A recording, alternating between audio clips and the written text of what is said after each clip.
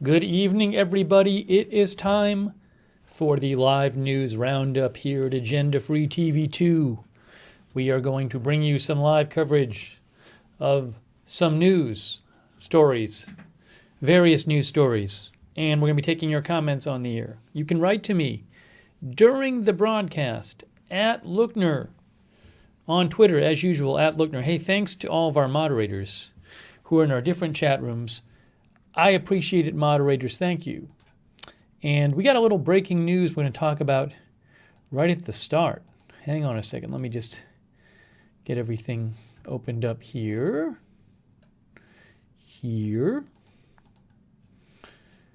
Alex Azar resigned. I just saw that. The Secretary of Health and Human Services. Look, U.S. Health Secretary Azar resigns, cites Capitol attack. It's a very short story. It says, U.S. Health and Human Services Secretary Alex Azar resigned today, citing last week's attack on the Capitol, CNN reported. I just heard this right before I came on the air. I got to get more information on it. 5 days before the end of the presidency. Let's get some more on this. Some little breaking news.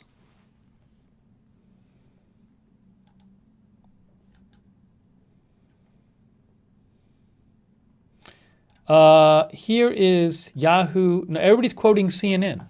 Everybody's quoting CNN. It's the same article. It's the exact same article. So I have very little information on this right now. Hang on a second here. Hang on.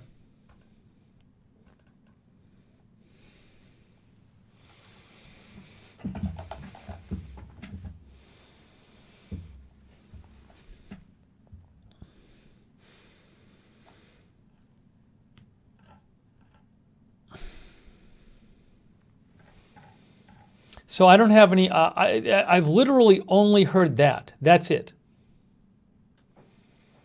That's the only thing I've heard on it. I've just heard Azar resigning, CNN reported, and he cited what happened at the Capitol. But I've heard literally nothing else, and like no one's reporting it. It's very strange. You'd think there'd be a lot more reporting on it. But I'm looking around.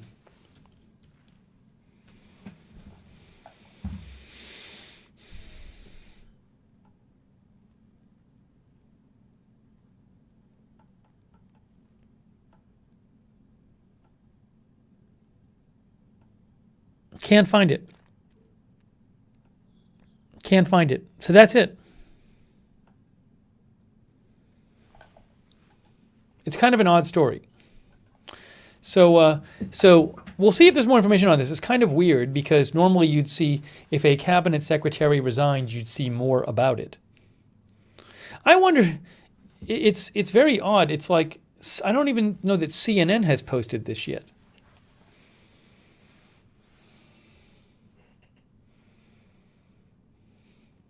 So as we're on the air, I will certainly keep an eye out for more information.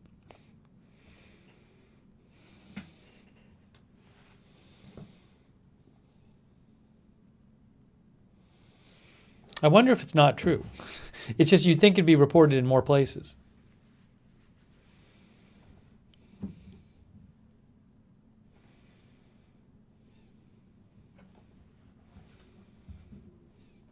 Okay, anyways, so we're going to talk about some different stories here. Yeah, there's that vaccine stock story. We can mention that. Some people in our chat are talking about shaking in Florida. I haven't seen anything about that. I've seen literally nothing reported on that. Here. Unexplained rattling. Unexplained shaking rattles South Florida residents on Friday. People across South... this is from several hours ago. This is from 3 hours ago, 5 hours ago. CBS Miami. People across South Florida reporting they felt their homes shake. City of Weston, Florida. In regard to the rumbling that people in Weston felt, this is like at 2 p.m. There was no explosion. There are reports this was felt in several counties. We do not have definitive information on what caused it at this time. A CBS 4 viewer said sliding glass doors and windows shook violently. The USGS is not reporting any activity in South Florida.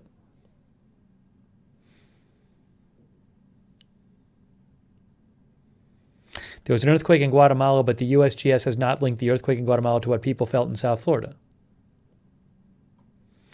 Well, I don't know what to tell you about this.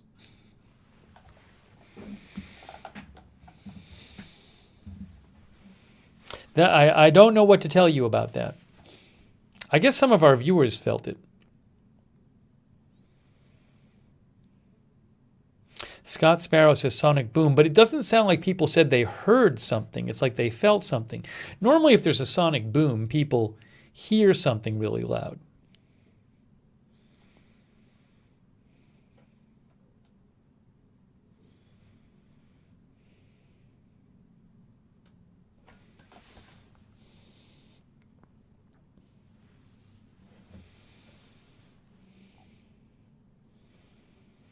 Well, I don't know what to tell you about that, about the shaking in South Florida.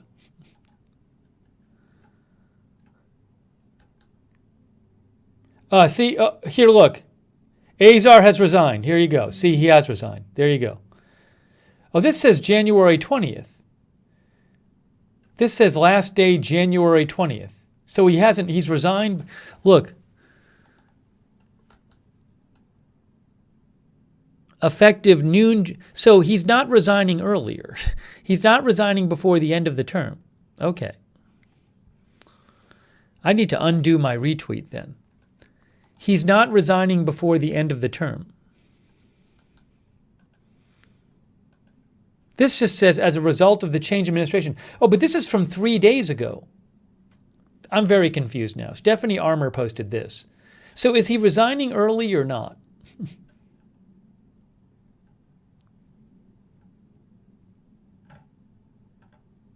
Look, Dan Diamond here, breaking news.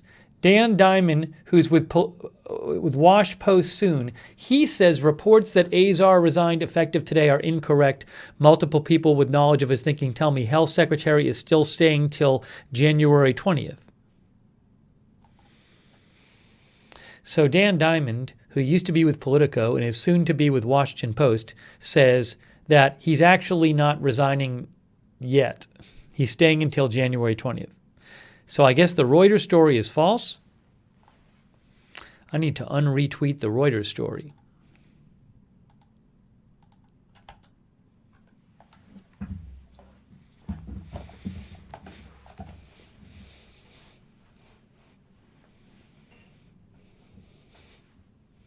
Looks like Reuters had a false report. We'll see, though.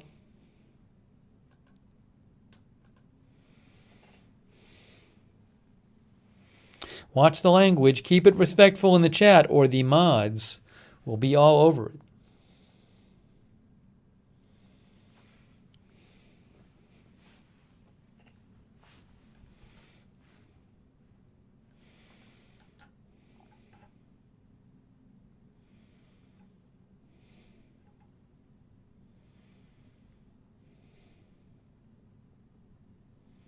David Lim says the same thing. David Lim, who's with Politico. Others have pointed this out, but Azar's resignation is effective January 20th, not today, when President Trump leaves office. So there.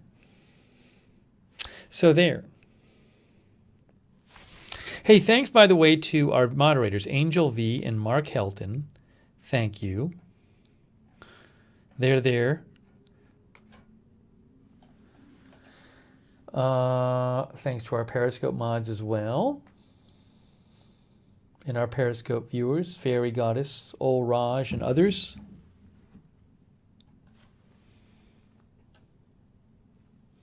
Thanks to our Facebook and Twitch mods as well. Muse and Tariag are moderating in Facebook. Roxanne Betke. on Twitch. Roxanne Becky and Facebook.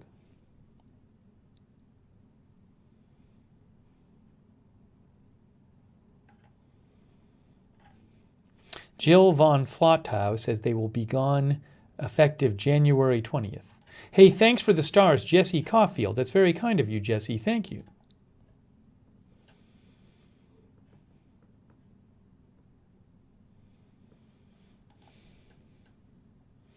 Well, I have no info on the shaking in Florida. Here's another story on it. 7 News Miami, South Florida residents report shaking, no official reports of earthquake or explosions. People across South Florida reported feelings of shaking and rattling. They reported this in Broward, Miami-Dade, and Monroe counties. Police in Coral Springs received 2 calls in separate areas of the city from people reporting what they believed was an earthquake. No damage has been reported. No explosions have been reported. What was it? This was around 2 p.m. today.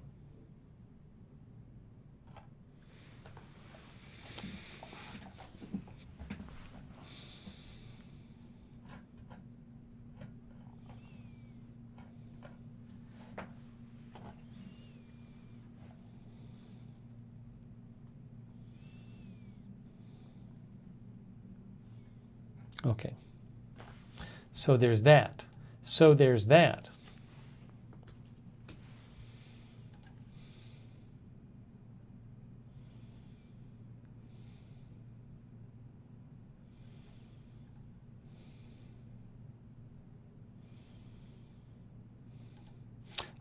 News from B&O Newsroom. Mexico reports over 21,000 new virus cases, by far the biggest one-day increase on record, and 1,106 new deaths.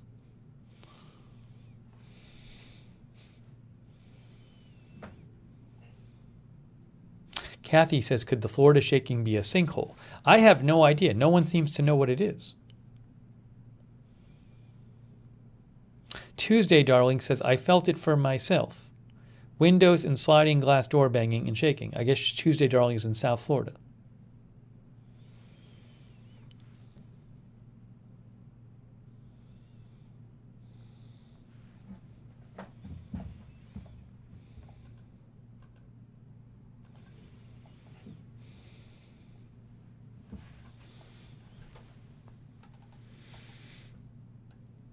Okay, let's see.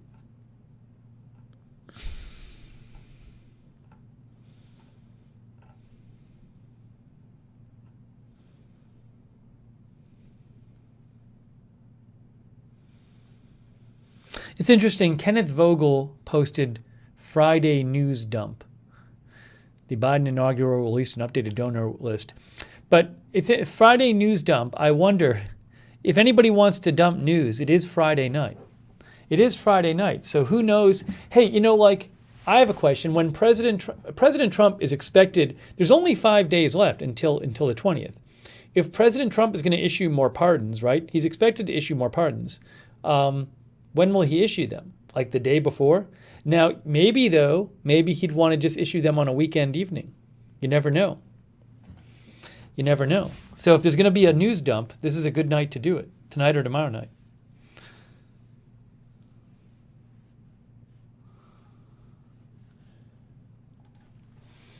By the way, I saw this today.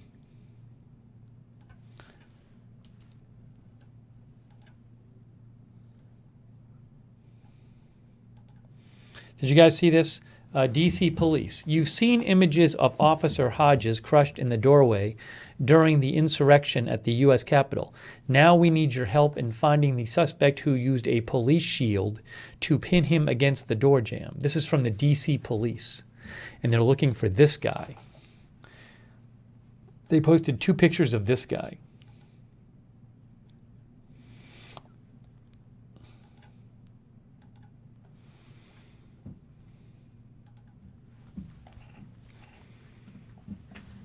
Oh, we'll talk about the NRA thing. We didn't get a chance to talk about that today. The whole NRA thing.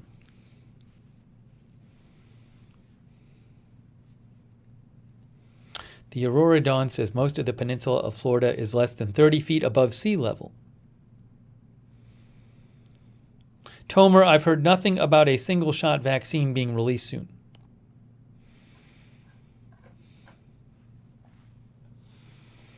Madison G says they'll find him quick. Yeah, this officer actually was interviewed on TV yesterday, I saw. If I remember right. Amber says it's hard to see the pain in that officer's face. Yeah, that was terrible. Shrubby says pretty good picks, they'll ID him. Yeah, Jack Carr says just watched an interview with Officer Hodges. He did an interview yesterday.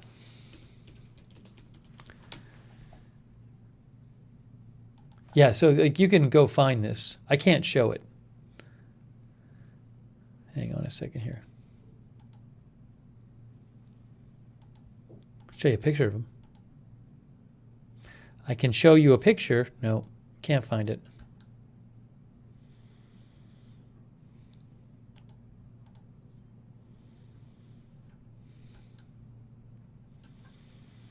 You can find it. DC officer seen crushed in doorway speaks out. That's it.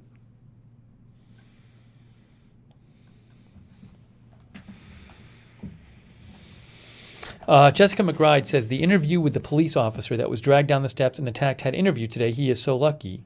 He said they were screaming, kill him with his own gun. Oh, is that guy? Now I'm confused. Was the guy who interviewed on CNN, was that the guy who was dragged down the steps, or was that the guy who was trapped in the door?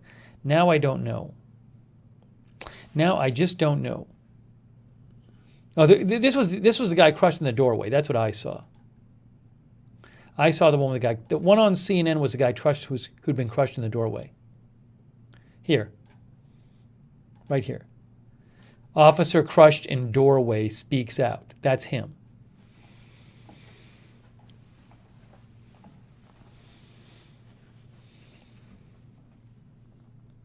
Jack Carr says two different separate interviews, two different officers. I didn't see, Wendy says there were two interviews. I didn't see maybe I did. Maybe I just didn't realize I was watching two different interviews. CJSMFG says both were on ABC. No, Lou Syke, the guy who was dragged down the steps was not the guy who was killed.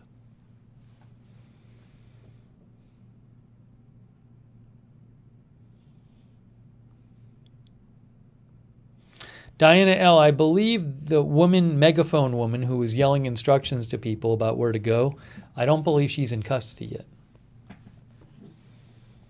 Colligan Craft said one had a beard who was interviewed. Well, I didn't see that one. I only saw the one I just showed you. That's the only one I saw.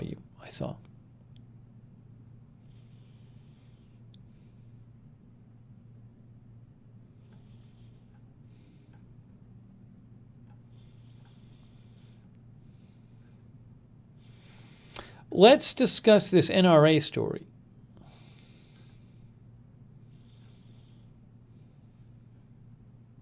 There was a story today that NRA declares bankruptcy, but they're not doing well financially, but at the same time, it sounds like also they're leaving New York and going to Texas.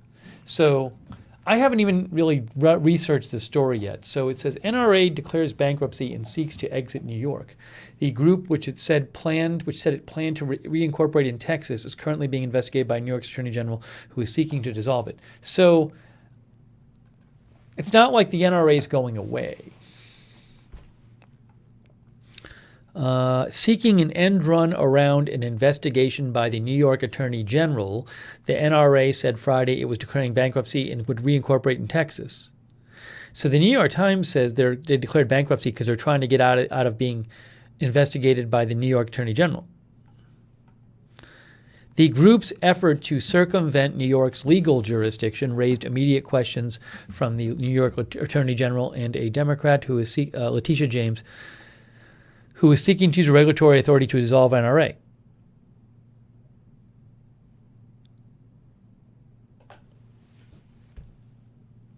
Typically, nonprofit groups that are chartered in New York and under investigation are prohibited from relocating their assets during an inquiry. In recent years, the Attorney General's office prevented the Trump Foundation from closing before it had reached a conclusion of its investigation to that organization. The bankruptcy filing could delay the resolution of the Attorney General's case while the matter is litigated in bankruptcy court.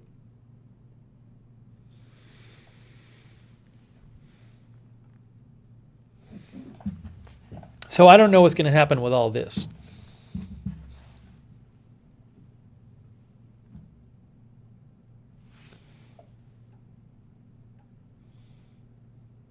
But it's not like the NRA is going out of business. The NRA has weathered years of revelations about its spending and oversight practices, says the Times, including hundreds of thousands of dollars spent on Mr. LaPierre's Zegna suits. Wayne LaPierre is the head of the NRA, right? Still? If I can find this. Yeah, the longtime chief executive of the NRA, Wayne LaPierre. So the NRA has weathered years of revelations about its spending and oversight practices, including hundreds of thousands of dollars spent on LaPierre's Zegna suits and far-flung travel to places like the Bahamas, Palm Beach, Reno, and Italy's Lake Como.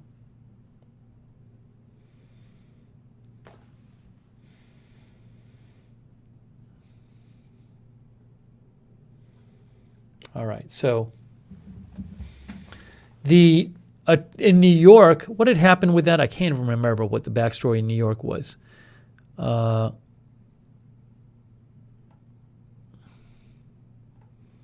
We covered that, and I can't remember. But New York the New York Attorney General, in alleging widespread corruption, claimed the NRA paid a personal travel consultant for Mr. LaPierre $13.5 million, largely through no-bid contracts. Okay, blah, blah, blah, blah, blah.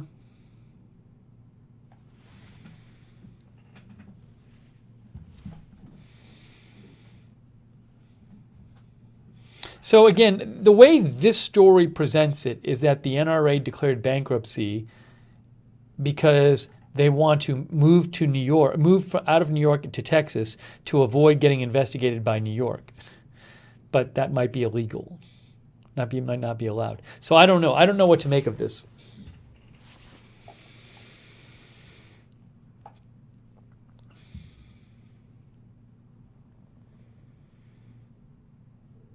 But I know when it first came out, some people thought it was like going out of business.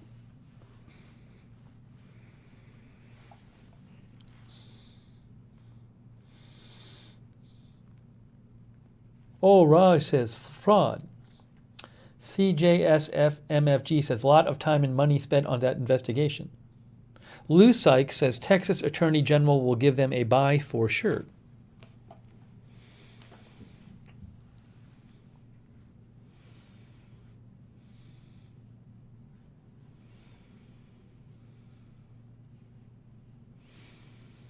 Will Glow thinks they have money but just don't want to pay their bills.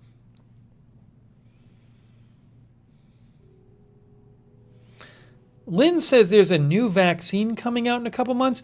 Well, Johnson & Johnson, they haven't finished their phase 3 trials, right? From what I understand about the Johnson & Johnson vaccine, they have initial good data, but it hasn't been proven to work.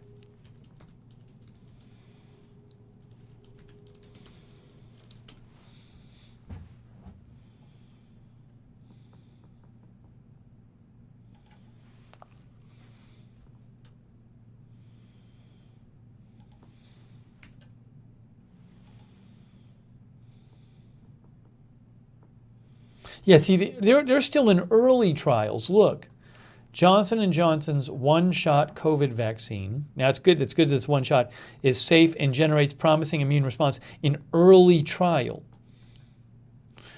J&J scientists, this is from CNBC. Why is this a story, by the way, resigning on January 20th? Trump's leaving anyway. J&J scientists randomly assigned healthy adults between the ages of 18 and 55 and those 65 and older to receive a high or low dose of the vaccine or a placebo. Most of the volunteers produced detectable neutralizing antibodies. Okay. This is an early trial. The phase 3 is when they give it to a lot of people and they see how many people actually, when they take a bunch of people and they give them either the placebo or the vaccine, and the people don't know what they're getting, and then they just see how many people get sick.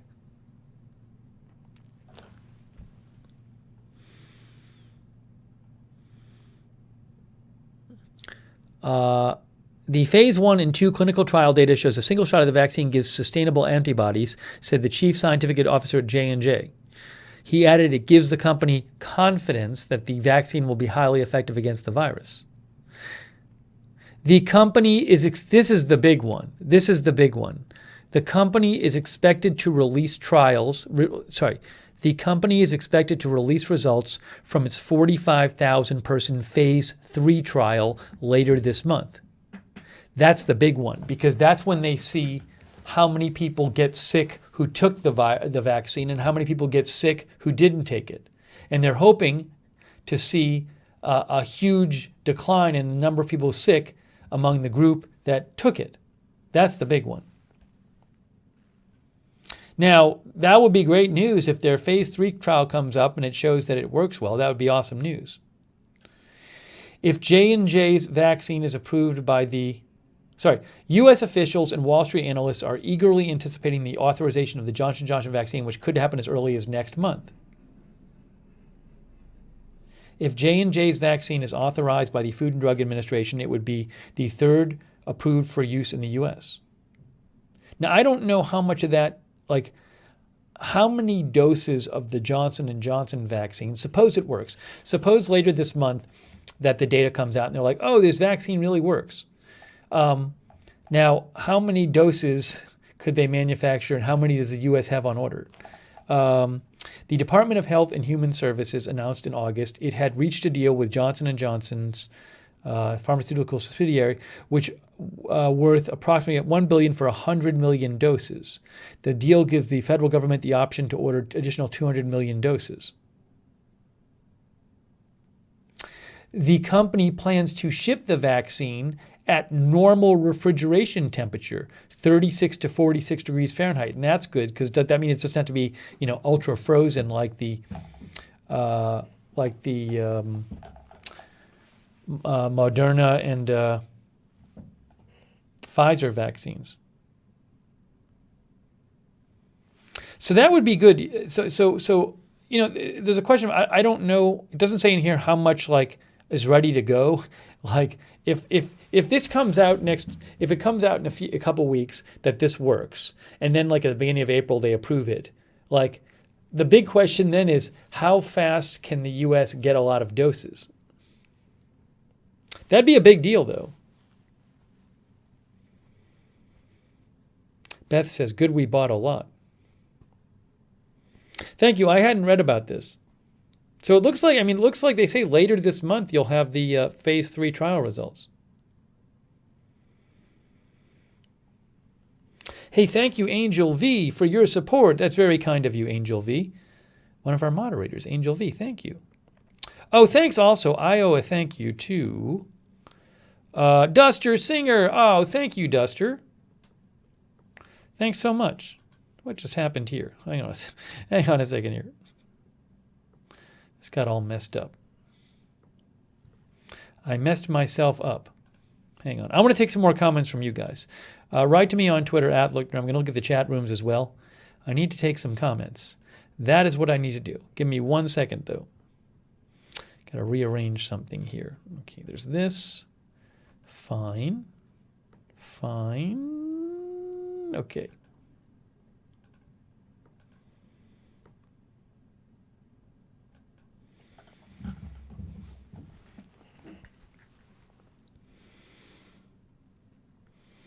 Mr. Showtime says, I'm still waiting for the vaccine. I am too.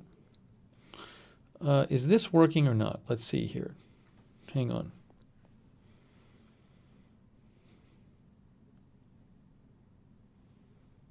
Okay, it is.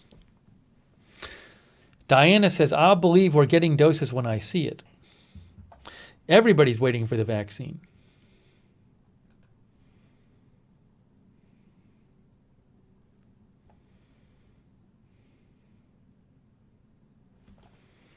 Underdog Rising said, I took the Moderna vaccine. It's probably what you're getting in a smaller town because it doesn't require as crazy a freezing method for transportation. Moderna, I don't remember. Is Moderna just normal refrigeration? I thought it was I thought it was still more than normal. Let's see. I guess I forgot about this. Pfizer is negative 70 degrees Celsius. Moderna is still minus 20 degrees Celsius, more like a regular freezer. The Johnson & Johnson would be like a refrigerator temperature, not even a freezer. Oh, the Oxford vaccine, Oxford AstraZeneca, that doesn't, I think that might be normal refrigeration too. That was from NPR, by the way, that article we were just looking at.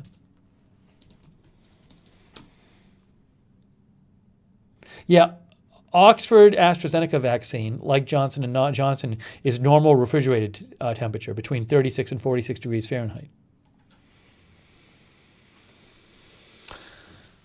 Hey, thank you, Sonic, for your support. Thank you, Sonic. Much appreciated. That's pretty, I mean, that would be pretty cool if the Johnson & Johnson works out. Oops, sorry, I have to plug in my iPad here.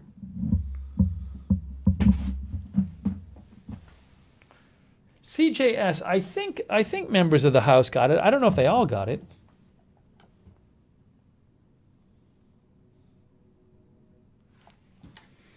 Something happened to Roger Stone's wife? She was beat up? I didn't hear that. DKVNY. I'll look it up when I get a chance.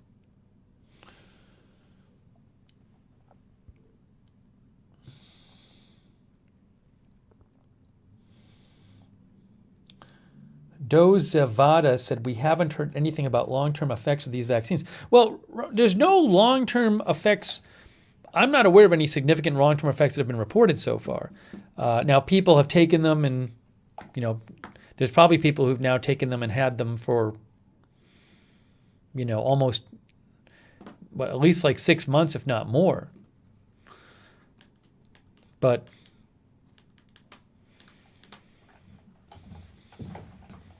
I don't believe any big ones are anticipated, but they're certainly keeping an eye on people who've taken it.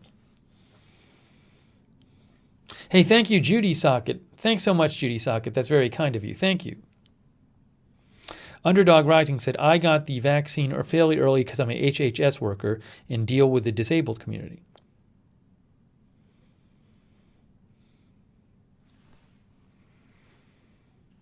Jeff Haas says, what long-term effects could there be? The thing is, what these I know with the Moderna and the Pfizer vaccine, basically they're putting mRNA inside you, which they're putting like this genetic material inside you, not the virus itself, and it makes you produce certain proteins that are similar to ones on the actual virus. So your body learns to react to those proteins. So as far as I'm aware, there's nothing about that type of vaccine that's anticipated to do anything super bad to you.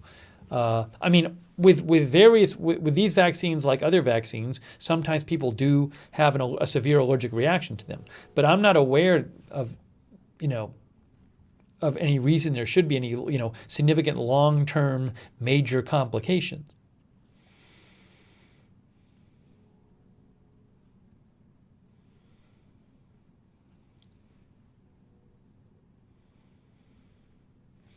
Why? What is this? 23 people die in Norway. I don't think 20 people died of the vaccine in Norway. My guess is that that's a false story, or you're just misleading it.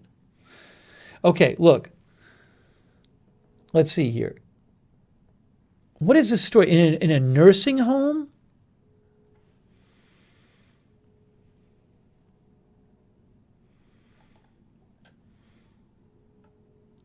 I have not heard this story.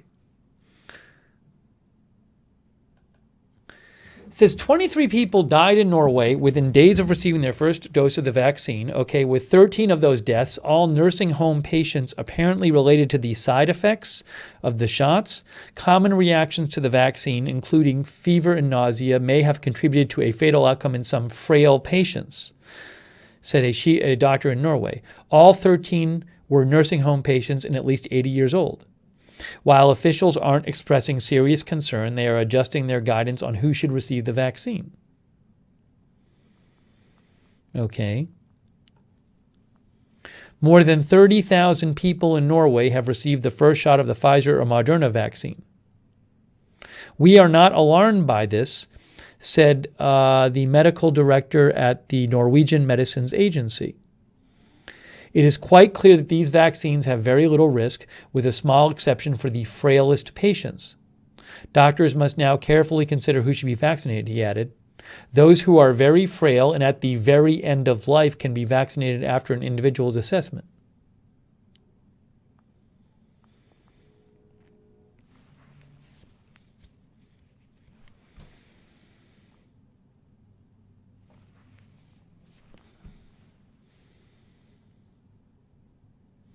The Norwegian Medicine Agency, they also say in terms, besides the 20, they say the agency reported that a total of 29 people had suffered side effects, including the 13 people who died. Why are they saying 13? I'm saying it says 23 up here. The Norwegian officials don't see, now look, when you give lots and lots of people a vaccine, there are going to be some people who die within days of taking it, just naturally, because people sometimes die, especially older people who are over 80. So I have not heard, I mean, the people in Norway, the officials there don't seem, here, look, here's another one. ND, let me find, the officials in the quotes don't seem like they're super worried about it. Let me get you some, like maybe a local story on it.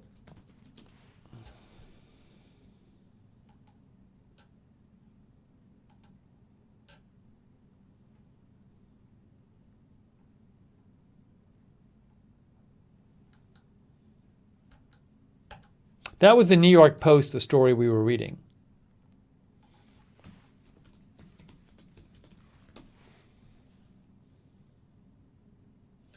Here, how about NRK? Did they have a story on it? NRK.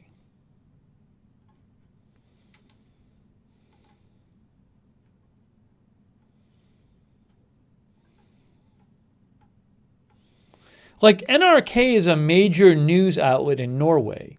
I'm looking at it. There's like nothing about it. Look, I'm looking.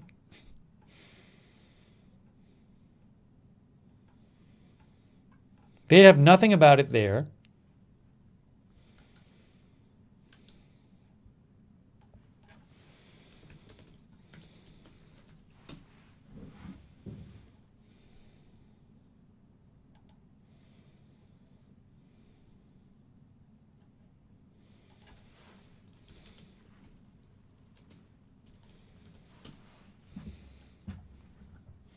How about TV2? That's another news station. Okay. This is another news station. Okay. That's the number of people who newly got it. Don't see anything about it there. Still looking, still looking, still looking. Nothing about it there. So there's nothing about it. There's two, I just checked two of the top news stations. I see literally not a mention of it.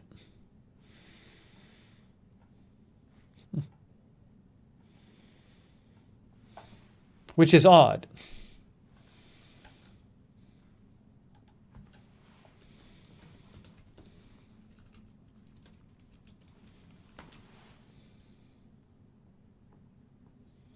All right, here's a Bloomberg article. Norway warns of vaccination risks for sick patients over 80. Sick patients over 80. Norway said COVID vaccines may be too risky for the very old and terminally ill. Norwegian officials said 23 people had died in the country a short time after receiving their first dose of the vaccine. Of those deaths, 13 have been autopsied. Okay, only 13, with the results suggesting that common side effects may have contributed to severe reactions in frail elderly people. See what it says? So they've done 13 autopsies of the 23 people who died, and they said those results suggest that common side effects might have contributed to severe reactions in frail elderly people. The Norwegian Institute of Public Health said for the most sick people, even relatively mild vaccine side effects can have serious consequences. For those who have a very short remaining lifespan anyway, the benefit of the vaccine might be marginal or irrelevant.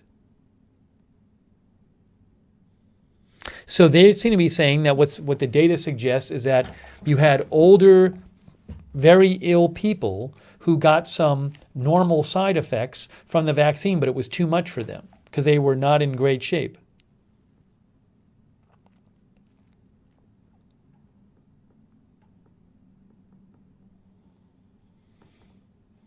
Norway has given at least one dose to about 33,000 people. Of 29 cases of potential side effects investigated by Norwegian authorities, almost 3/4 were in people 80 or over. In France, one frail patient died in a care home 2 hours after being vaccinated, but authorities said given the patient's previous medical history, there is no indication that the death was linked to the vaccine.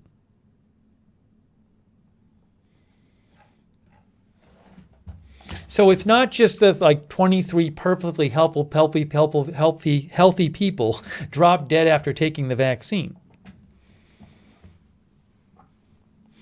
It is a good question, though. I mean, it points out this issue of certainly the older people are more vulnerable, right? And people with other issues, with comorbidities. So, but as the article discusses, if normal side effects of a vaccine are going to be too much for people who are just super ill over 80, then maybe you'd want to reconsider giving it to them. That's what they're talking about there.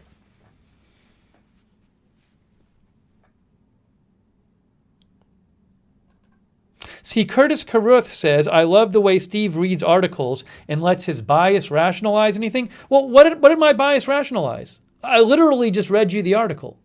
Tell me where my bias was. I read you the article, and you have medical professionals in Norway. They literally say, we're not worried about this. This was mild side effects.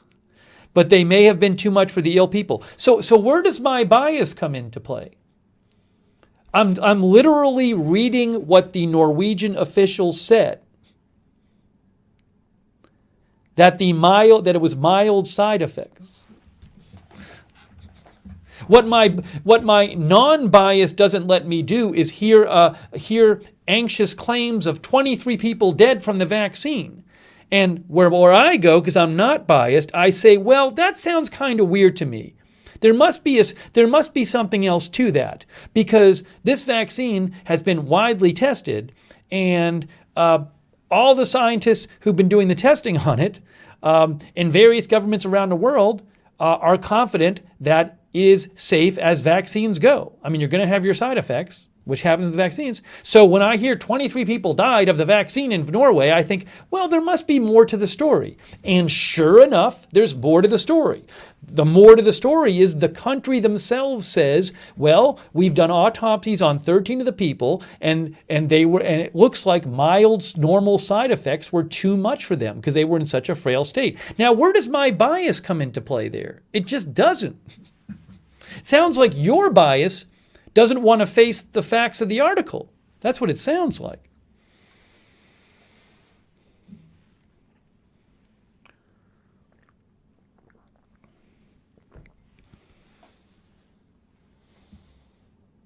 Yeah, the stable genius says your bias for reading and critical thinking. Exactly.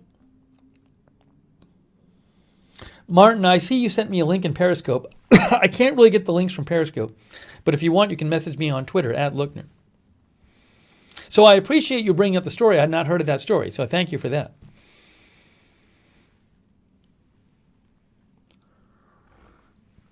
And yeah, certainly, I mean, if you have that kind of thing could affect whether officials ultimately decide to withhold the vaccine from old people who are especially frail.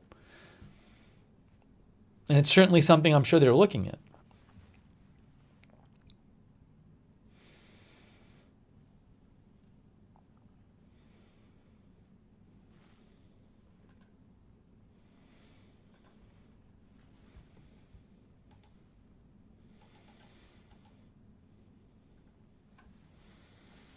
Okay.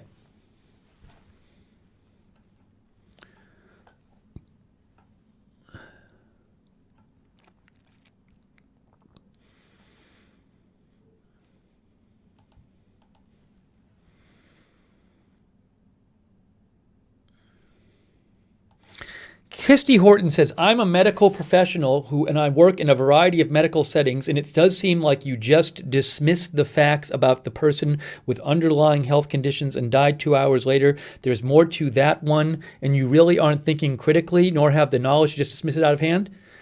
Okay, fine. How about this? How about all of the regulative bodies and scientists around the world who've looked at the data and have determined that they feel comfortable giving it to people? How about that? So, for example, all of the scientists at the FDA who approved the vaccine, the Pfizer and Moderna one, how about all the data they looked at? How about that? No? So you're right, but they're wrong? Yes, I am not a medical expert. Exactly. I am not a medical expert. But what I do is, yes, obviously. So I defer when you have like all of the medical experts, say who work at the FDA and their advisory panel who voted to approve it. All of them. And how about the ones in the UK? And how about the ones in the EU? And how about the ones in other countries around the world who've approved various vaccines?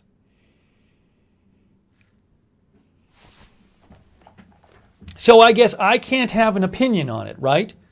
I guess I'm just not supposed to have an opinion because I don't have specialized scientific knowledge, and I did myself go out and, say, administer the vaccine to 90,000 people.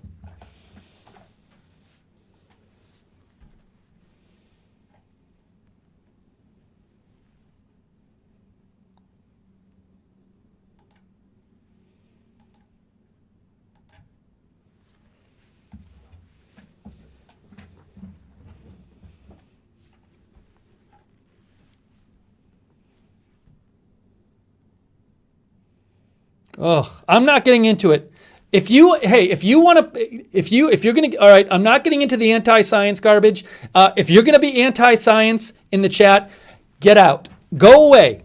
I don't want to listen to you. Take your nutty anti-vax, anti-science garbage to the Crazy People channel. I'm through listening to it. I'm hiding you. I don't want to listen to it. If you're a nutty anti-science, anti-vax person, and you're gonna be angry about it in the chat, get out. Take it to the Crazy channel. No one wants to listen to you. Goodbye. I will happily block you myself. Enough of it. I'm done with it. Oh, you people. And then you always have a reply. You're just gonna trust the scientists? Oh my gosh. Oh yo. So get out. Go to the Crazy People channel. Out. Go away. Yes, Ginger says the Crazy People channel is down the hall to the right. Get out. Get out. Get out.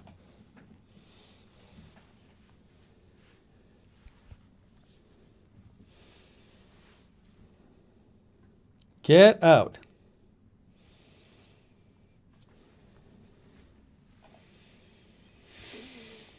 Okay.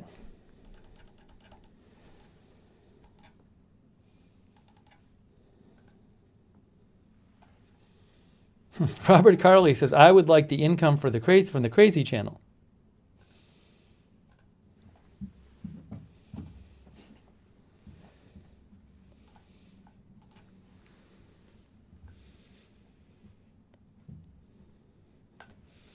Thank you for watching the Twitch Bard.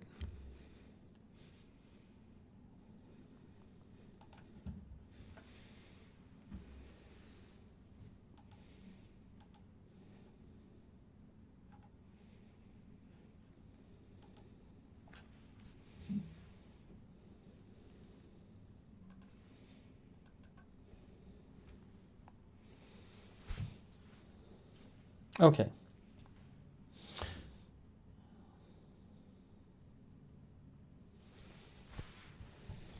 Let's move on. Let's move on.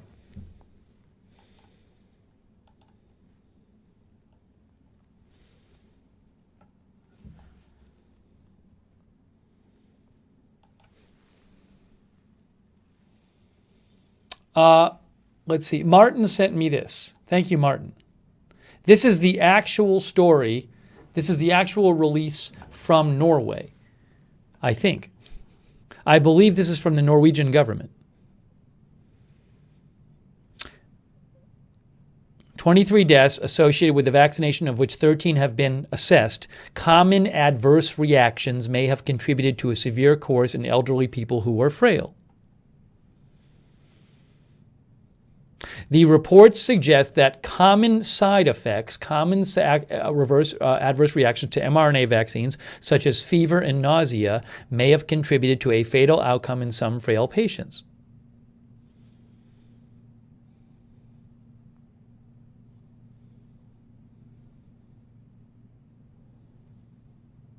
In Norway, we are now vaccinating the elderly and people in nursing homes with serious underlying diseases.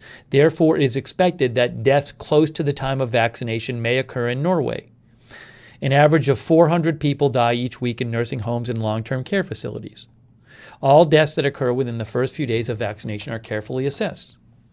We cannot rule out that adverse reactions to the vaccine occurring within the first few days following vaccination, such as fever and nausea, may contribute to more serious course and fatal outcome in patients with severe underlying disease.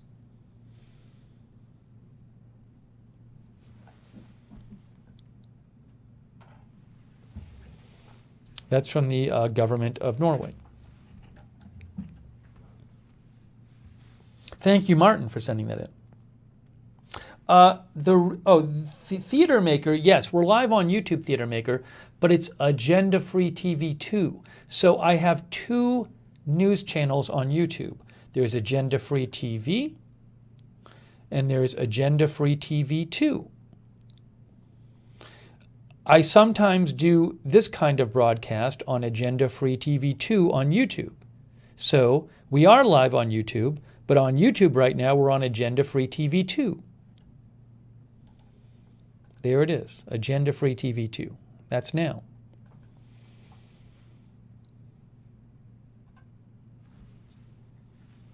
Hey, thanks, by the way, to our mods. I got to give a shout out to the moderators. Uh-oh. Here we go. Got to give a shout out to the moderators. We got Angel V and Mark Helton. Thank you.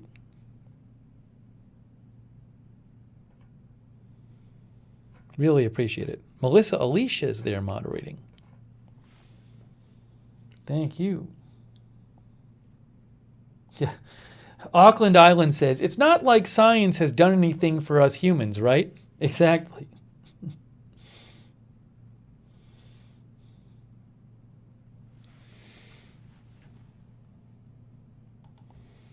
Thanks to our Twitch and Facebook mods too. Thank you. Roxanne Becky in Facebook. Thank you. Maddie Mags Muse, Skinny Survivor on Twitch. Thank you.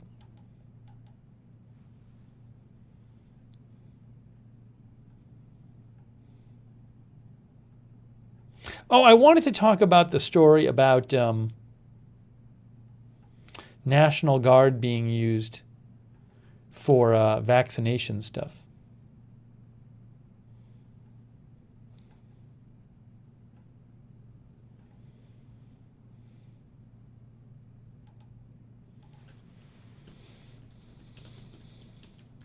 Oh, thanks. Hey, Kangaroo Island TV. Thanks for your support. Kangaroo Island TV. I appreciate that. Thanks so much.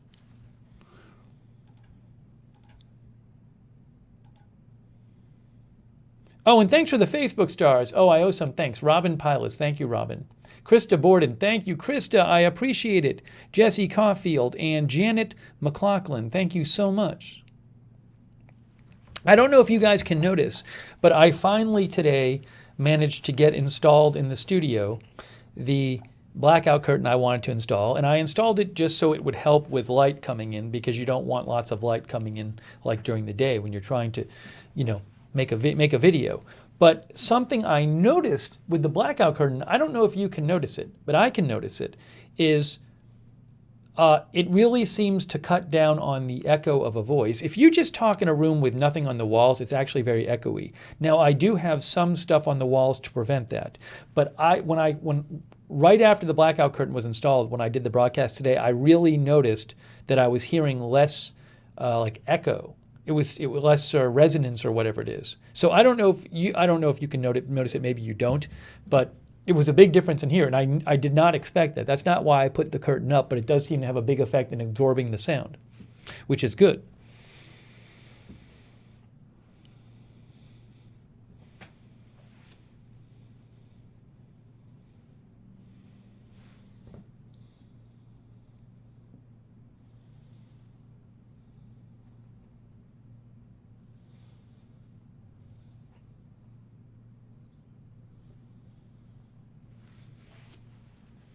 Reverb, says Archlich. Reverb. Anyways.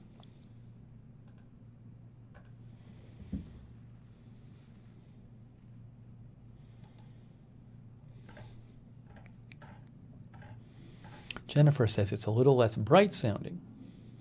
Melissa says your mouse clicks sound less different today. Oh, I should talk about Dustin Higgs. Hold on a second. I do want to talk about that. So Dustin Higgs is a federal prisoner who's supposed to be executed tonight. And it's a controversial execution. And I don't think it's happened yet. And I haven't seen really, so I'm assuming at some point they'll just announce it. But here's an article about it, The Guardian. Dustin Higgs to be 13th and final federal prisoner executed under Trump. So in his case, like, he was sentenced for a murder in which he didn't pull the trigger, and the person who pulled the trigger did not get the death penalty, but he got the death penalty. You can see it says Higgs scheduled to be executed on Friday in Indiana. The 13th and last federal inmate facing execution before Donald Trump leaves office was scheduled to be executed on Friday in Terre Haute, Indiana. Higgs was sentenced to death for the killings of 3 women. His lawyers argued it was arbitrary and inequitable to execute him, while Willis Haynes, the man who shot the women, was spared a death sentence. The federal judge who presided over Higgs' trial said he merits little compassion. Trump ended a 17-year hiatus on the federal death penalty in July. 12 people have been killed by the federal government since then.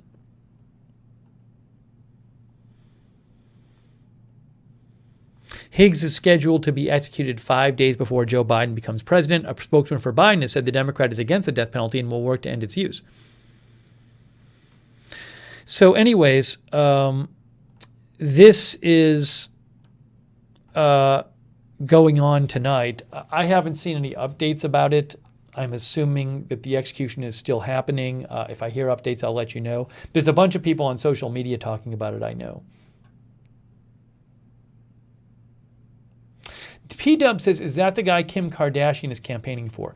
I'm not sure. There's been some prominent ones the last couple weeks. There was one that got a lot of attention like 3 weeks ago, and I can't remember the name of the person.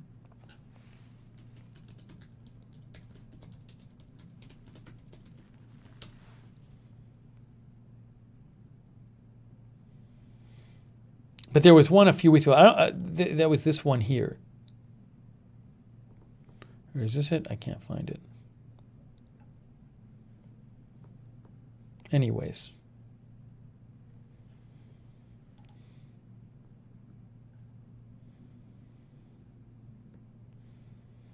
Our viewer Muranchi says there's no death penalty where I live in Europe, and I am so happy. If they are monsters, let them rot for life instead of the easy way out.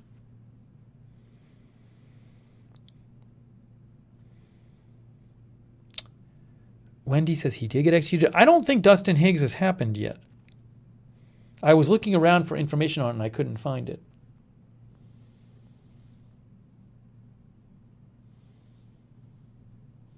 Try this for size says there was one Kim tried to stop a few weeks ago, but he was executed. No, so a woman actually was executed a couple days ago. Was it Lisa Montgomery? Yeah. See, this was a couple days ago. Lisa Montgomery, U.S. executes only woman on federal death row. That was in Terre Haute, Indiana, too. And I'm assuming a federal prison there, a federal facility. Are they all there? I'm not sure. Jennifer says, I think it's Jacob Holmes, the person who, was that what it is? I don't know.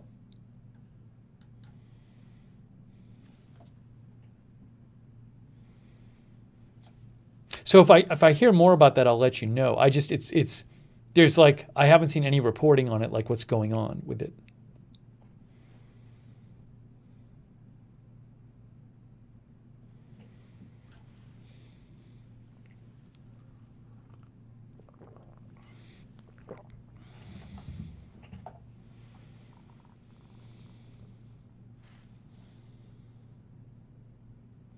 Oh, DKVNY says Higgs has COVID. I think I read that somewhere. Yeah, this is... hang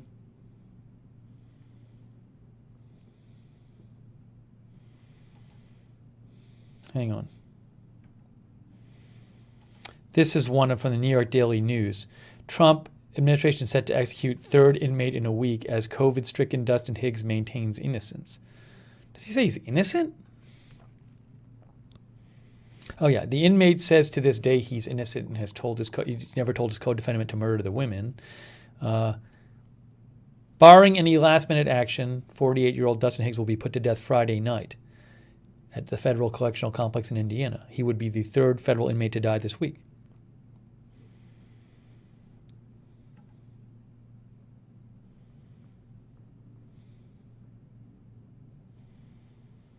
Higgs' scheduled execution was briefly halted this week because of his COVID diagnosis. Lawyers for him and Johnson, who also contracted the virus, argue that the lethal injections used by the Justice Department would cause fluid to rush to their damaged lungs and spark a sensation of drowning, essentially constituting torture.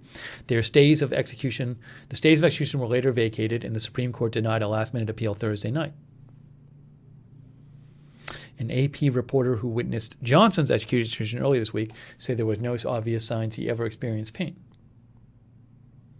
This week's federal executions are part of the Justice Department's controversial race to execute federal prisoners before death penalty opponent Joe Biden is sworn into office this next week. The Trump administration has executed the most federal inmates under any president since Franklin Roosevelt, and it did so in just 7 months, not 8 years. Former Attorney General Bill Barr resumed the practice in July after a 17-year hiatus. The number of federal inmates put to death by the Trump administration is already higher than the previous 6 decades combined. Okay, so that's... I'll let you know...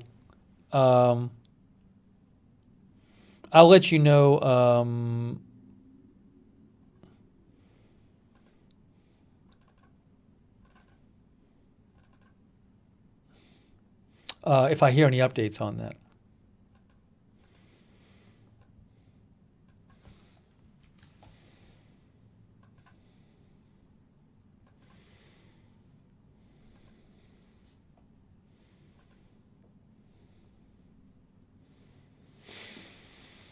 Okay, give me a shout if you have comments, questions, updates at Lookner on Twitter.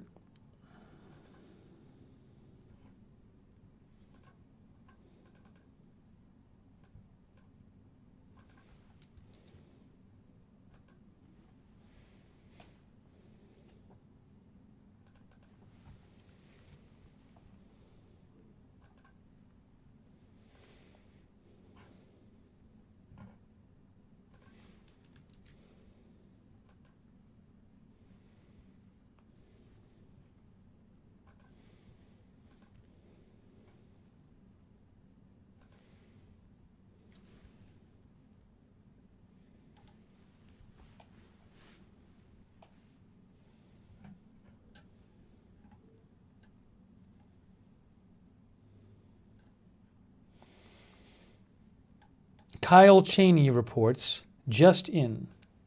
The chief judge of the federal district court in D.C. has blocked the imminent release of Richard Barnett, the rioter who sat in Nancy Pelosi's chair.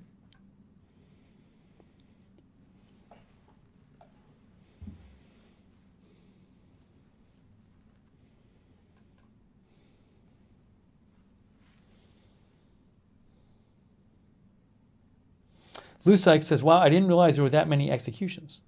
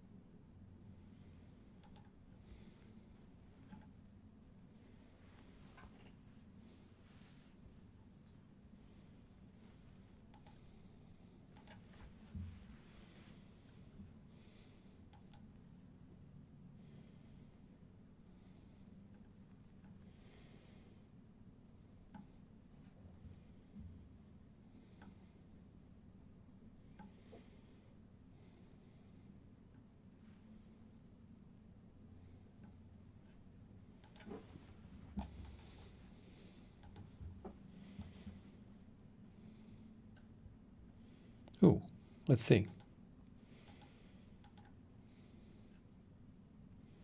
Oh, thank you. Michael sent me the Martin had sent me that statement from the Norwegian government that we read you. Michael from B&O sent me as well. He said I hadn't heard about that Norway story either.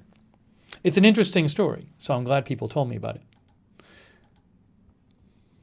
Oh, Meg Wonderful sent me as well. Thank you, Meg Wonderful, for sending me that statement.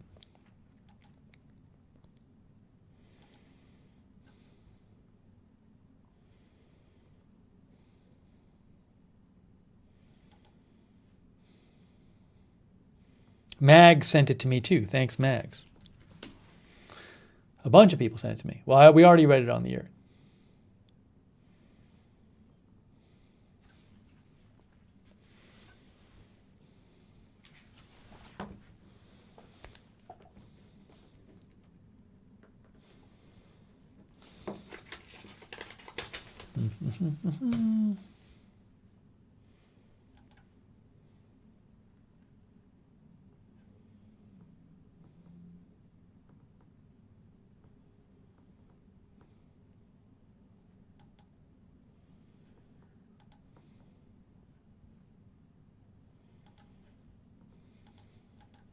Hey, thanks so much, Nicole Wilson, for your support. Really appreciate it, Nicole Wilson. Thank you, Nicole. Thanks so much.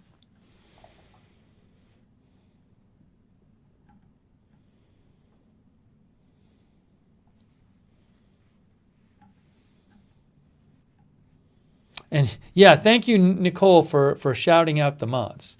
Great work by the mods. Really appreciate it, mods. Thank you.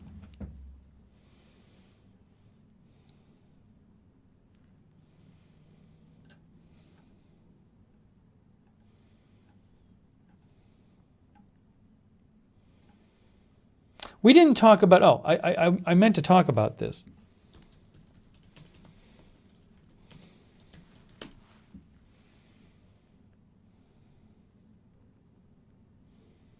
Yeah, this I saw earlier. Oh, thank you, Chris Lund. Chris says mods are doing exceptionally well tonight, as always. Thank you.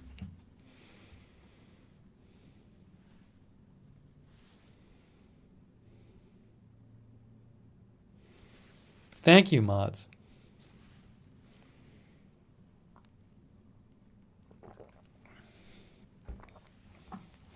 Okay, so I noticed this. Biden will mobilize FEMA, the National Guard, and pharmacies to wrap up vaccine distribution. President-elect Biden's, this is from STAT, a scientific news publication. President-elect Biden's newly released vaccine distribution plan promises to dramatically increase the number of vaccination sites by mobilizing FEMA and the National Guard, relying on low-income community health centers and pharmacies around the country. I've said on our streams before, I wonder if you'll start seeing more overt federal government involvement in attacking the virus and dealing with it when the administration changes. Biden is pledging to set up federally supported vaccination centers. It appears from the plan that Biden will mobilize FEMA as well as the National Guard to staff those clinics.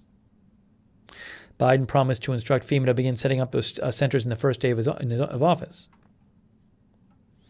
So we'll just have to see. But I have said for months, I'm interested in seeing if you see a noticeable difference in the federal response once Biden takes power.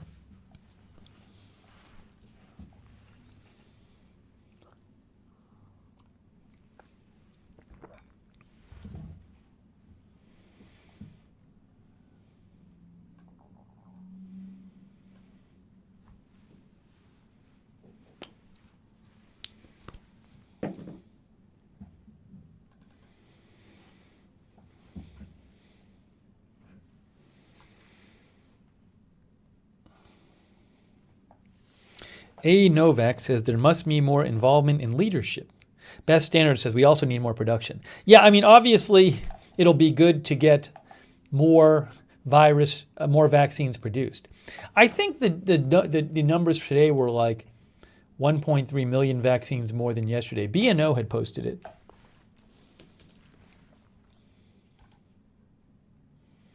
Yeah, something I've been wondering about with the vaccines. So you can see here, U.S. COVID update, B&O Newsroom, vaccinated 13 million plus 1 million.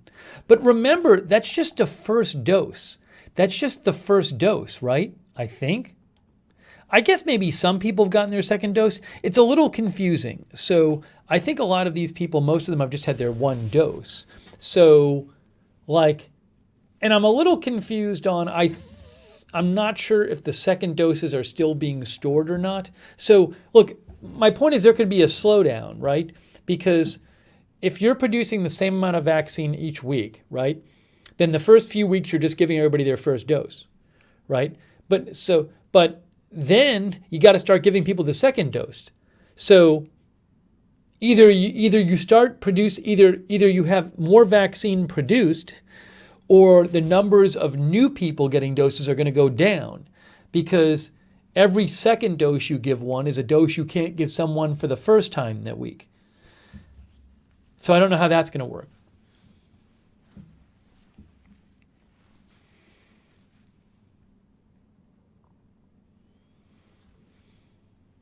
Oh, thank you, SC, for your support. And thanks, SC, for thanking the moderators as well. I appreciate that. Thank you, SC, for shouting out the mods. I think it's 3 weeks after the first. But you see what I'm saying? Like if you're using the same number of if you're giving out the same number of vaccines each week, eventually you're going to get to the point where you have to give a bunch of them for the same people that you gave them to a few weeks ago.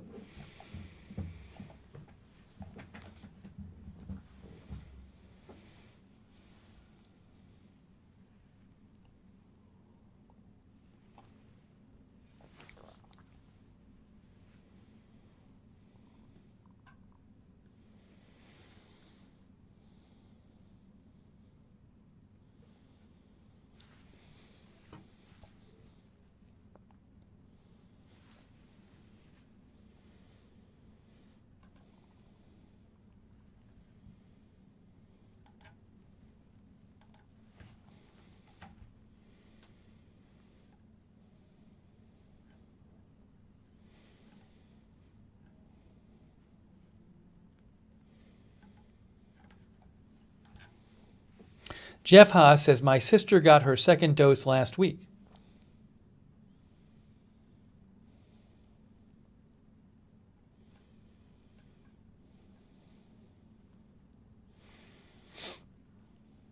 Beth says, we are so far out from getting everyone vaccinated.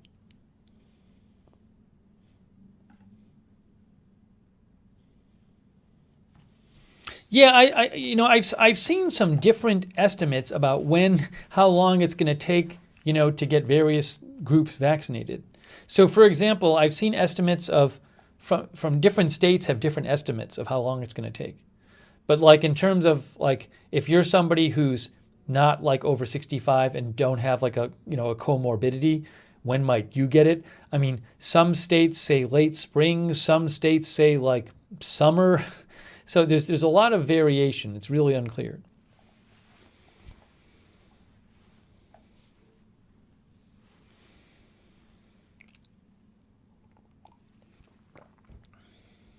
Jack Carr says, Mom only got her first dose. No word on the second dose.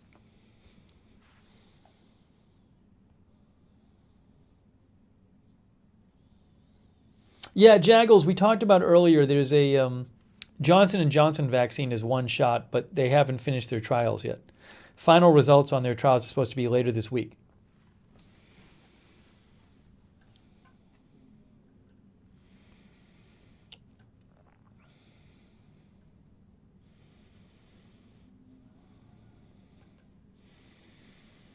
Okay.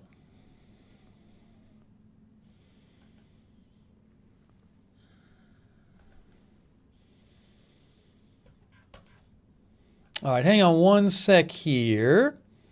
Hang on 1 second here.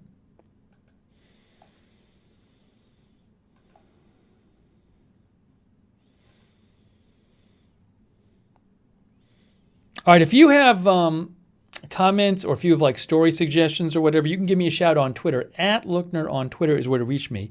@Lookner on Twitter.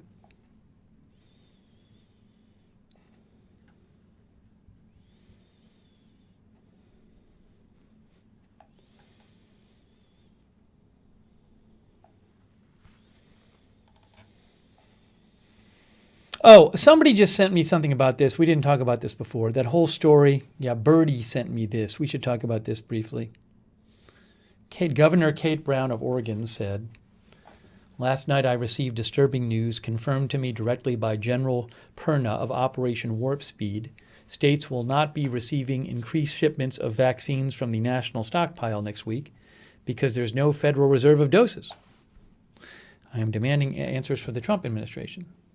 So the story is that like there was supposed to be more doses given out by the federal government, and then like there actually weren't those doses available to be giving out. Let's see if I can find you. Oh, thank you, Chris Lund. Oh, Chris points out that there's a big lottery coming out. Yeah, the Mega Millions is tonight. You know, we covered. Hang on a second. Here's the story there. The Mega Millions is drawing is in 8 minutes. Thank you, Chris. But you know, last year we did coverage last year of a couple years ago of a couple of the Mega Millions drawings or Powerball, and maybe I'd cover it again if it reached like $1 billion. And I was thinking of covering it tonight, but then I was like, I don't want to be promoting gambling. So, I mean, look, I have no problem with people doing it for fun. Unfortunately, it's like a problem for some people. So I decided to not cover it tonight because I don't really want to be promoting it. If it reaches like $1 billion and it's this huge cultural event, maybe I'd do a stream where we cover it. But yeah, I was thinking about it. That's ultimately where I came down on with that.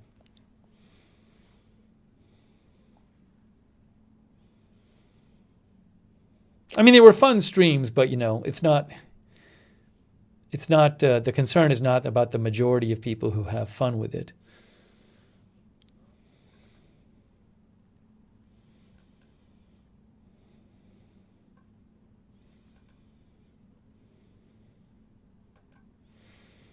But if it's, you know, if we'll give it if in a couple of weeks it's still happening, we might, if it's just such a huge like news event.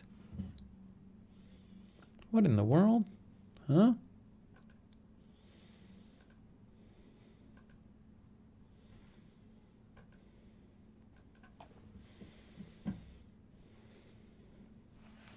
Okay.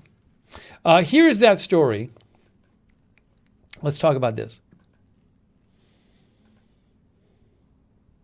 Thank you, Christopher.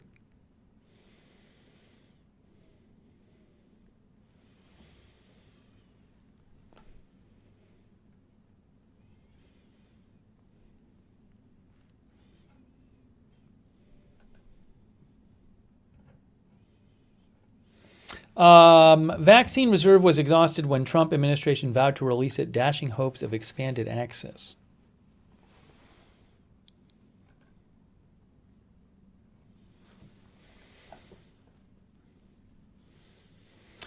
States were anticipating a windfall after federal officials said they would stop holding back second doses. But the approach had already changed, and no stockpile exists. This is from the Washington Post. When Health and Human Services Secretary Alex Azar announced this week that the federal government would begin releasing vaccine doses that had been held in reserve for second shots, no such reserve existed, according to state and federal officials briefed on distribution plans. The Trump administration had already begun shipping out what was available, starting at the end of December, taking second doses for the 2-dose regimen directly off the manufacturing line. Now, health officials across the country who had anticipated their extremely limited vaccine supply, as much as doubling beginning next week, are confronting reality that their allocations will remain largely flat, dashing hopes of dramatically expanding access for millions of elderly people and those with high-risk medical conditions. Health officials in some cities and states were informed in recent days about the reality of the situation, while others were still in the dark Friday.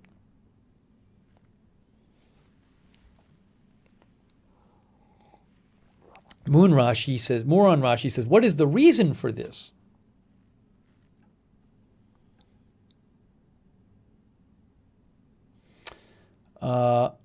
Operation Warps. So this says,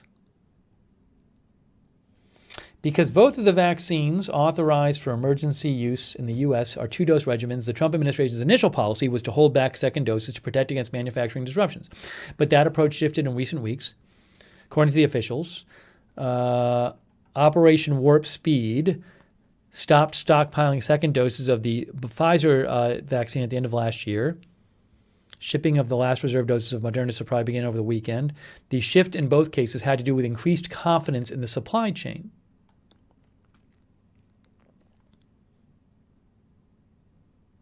It sounds like Azar just didn't know what was going on.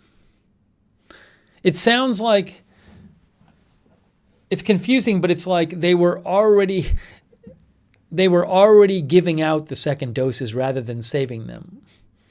But Azar announced, we're going to give out the second doses.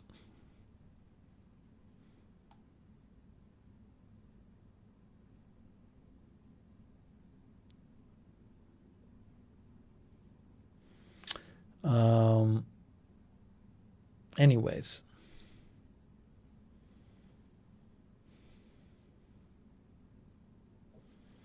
I guess, and when did he make these comments, Azar? He announced it this week, on Tuesday. It's like he didn't know. He announced, we're going to start giving out all the second doses we're holding back, but they'd already given them out, basically.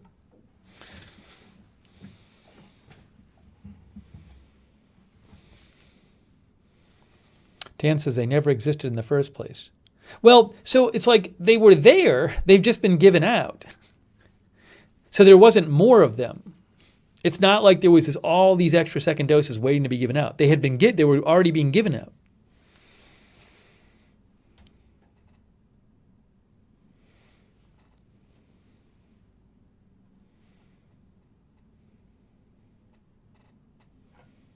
I don't know all the specifics of the story, though. The Washington Post has an article on it, as you can check out.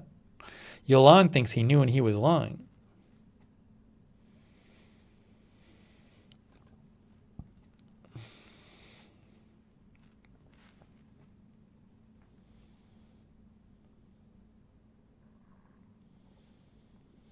DKV is wondering if Mike Lindell, My Pillow Guy's Twitter got taken down. I don't know. I haven't looked at his Twitter. Yeah, Nicole, my understanding is that when Azar made this announcement, he was saying we have this stockpile to give out.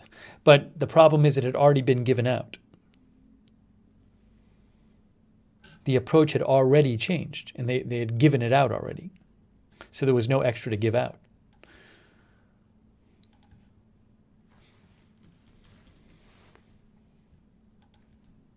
No, Mike Lindell is there. There he is right there. His Twitter is fine. His Twitter is working. There he is.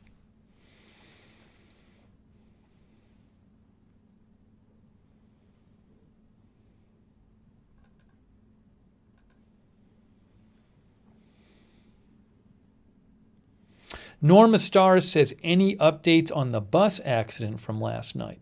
Good question.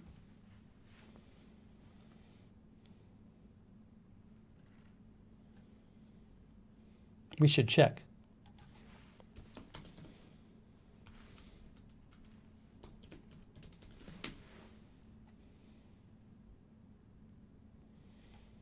CBS New York. Good question. We were talking about this last night.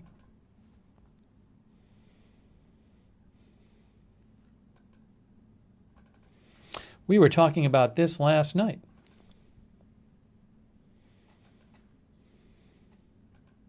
All right, let me look at the story. This is from CBS New York.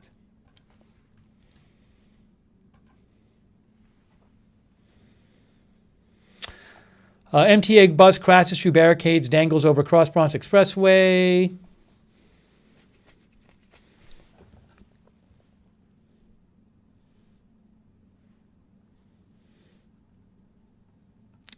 What did they say? Is this new? This is from FDNY last night. So there's the bus hanging off. See that? The bus is hanging off the bridge above it. It's an articulated bus. It has like this bendy thing in the middle. Actually, what I'd read is that the cables here had kept it. It didn't like smash down. It didn't smash down into ground. I had read one article that said like there were cables here that were holding it up. See, it didn't really impact strongly on the ground, it looks like. Maybe that's why more people weren't hurt. Or seriously hurt. Officials say 8 people, including the bus driver, were hurt. One of the people on the bus said the bus sped up out of nowhere. It sped up and lost control.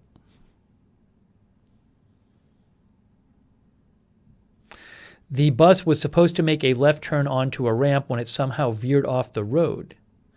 It was an articulated bus with an accordion-style center. It appears the cables in the middle of the bus kept it from fully crashing down. How crazy is that?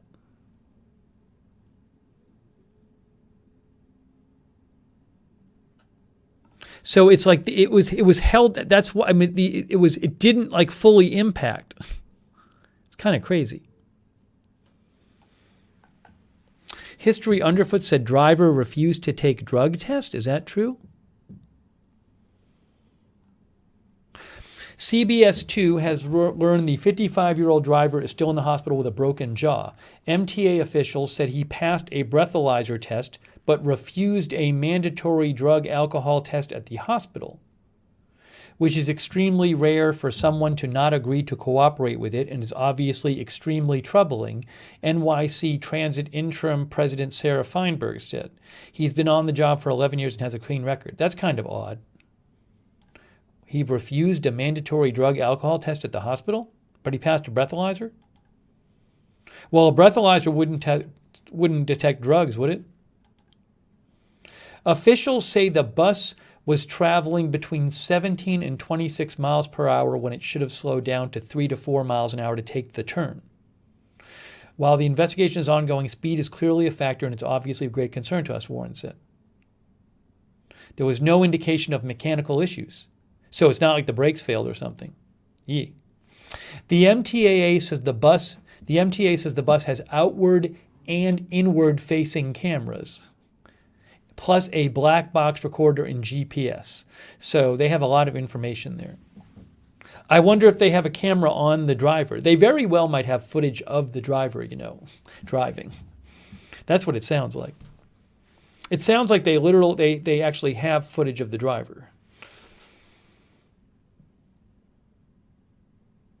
Norma says, extremely odd.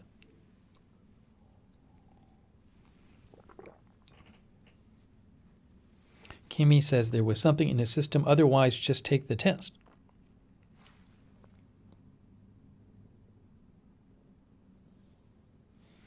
I mean, it's incredible though, because like this, if the cables didn't hold it in the middle, if the cables in this part didn't hold it, it would have probably just pancaked into the ground. And it just didn't. Then this is a tweet here. It says, Jenna DeAngelis, we just watched crews use cranes to pull the MTA bus back onto the overpass.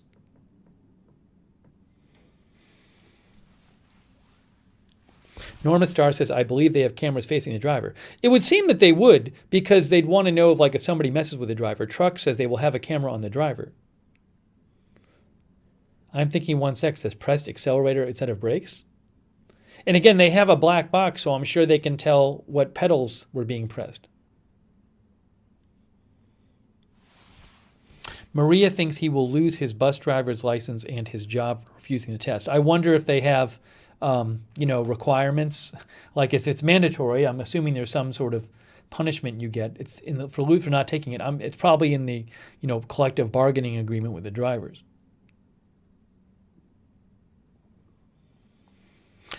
Shadebane says, I used to drive for a city bus. We had cameras on us, multiple in the area watching passengers and several outside to watch the sides of the bus.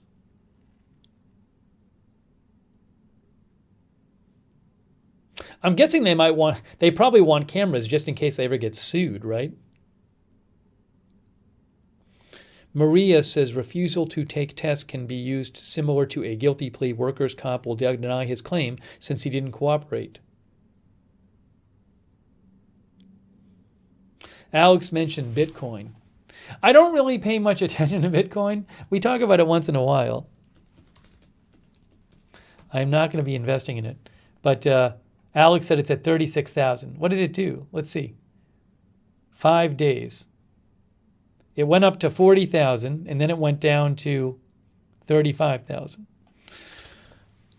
There's your Bitcoin update. Hey, Charles Goki says, in Wisconsin, if you refuse a test after an accident, the police call a judge, no matter time of day, get a warrant, and you have no choice. Yeah, it's interesting. It's if it's mandatory, you'd think there'd be some kind of, well, mandatory in what sense? So he didn't refuse a breathalyzer test. He took a breathalyzer test. So maybe the drug test is mandatory, like maybe breathalyzer is the test the police give you, but drug test is what your union and the employer say you have to do.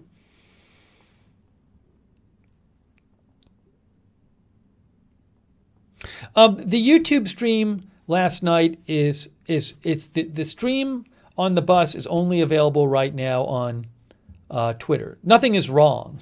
Nothing is wrong. It's only available on Periscope and Twitter. Thank you, Charles Goki, for your support. I appreciate that, Charles. I wonder if there's any other information about that. It's an interesting story. Good discussion. Here, maybe the Times has something else. Look at this. Bus plunges 50 feet, dangles from overpass after crash. New York Times. It was unclear what caused the bus to veer off. University Avenue. Data retrieved from the vehicle by investigators indicated that the driver may have taken the turn too fast.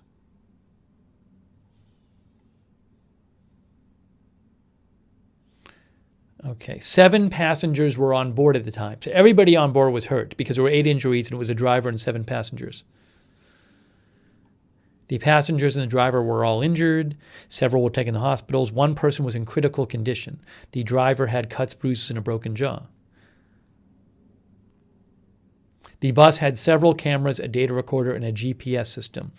Data showed that the bus had taken the turn at 17 to 26 miles per hour, far faster than the 3 to 5 miles an hour. That's a big difference under the authorities' rules. The authorities' rules are you have to go 3 to 5 miles an hour in a turn like that, and it was going 17 to 26. Speed is clearly a factor, said the agency's chief safety and security officer. The driver passed a breath test at the crash scene, but he refused a Federal Transit Administration required drug and alcohol test at the hospital. His refusal violated authority rules. Yeah, that's pretty bad. He refused a Federal Transit Administration required drug and alcohol test at the hospital. which violated authority rules. I bet he won't be driving for them again.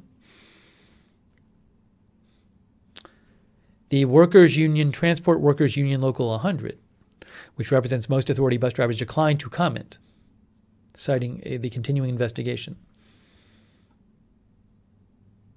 The driver was on his regular route, was able to unbuckle and help some passengers. He was on his regular route, 11 plus years of good service.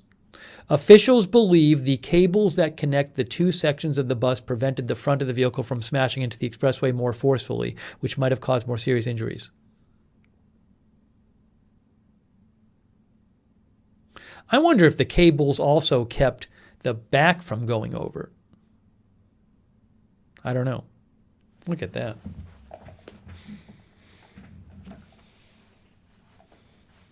Maria says drug and alcohol tests are required after any accident when working as a bus, ambulance, fire, etc. driver. Norma says he may have had a medical condition for which he takes medication, but he doesn't want his employer to find out. That's an interesting idea, interesting thought.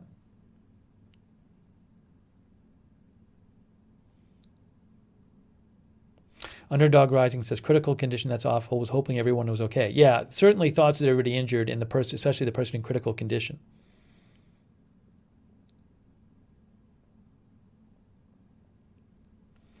Christopher Lund says if they get a warrant, can they strap him down and make him?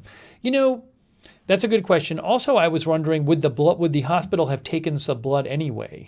Like, did they take any blood for any reason at the hospital? And could the law enforcement subpoena the hospital blood test or something? Actually, Darren says, I'd love to see the camera footage of the driver. There's probably camera footage of that whole thing, of the people dropping 50 feet, which must be crazy.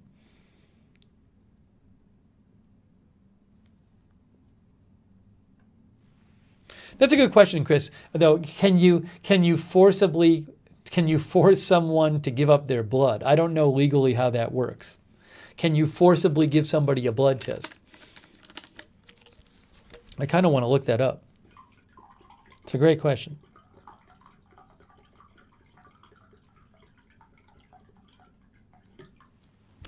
It's a very good question.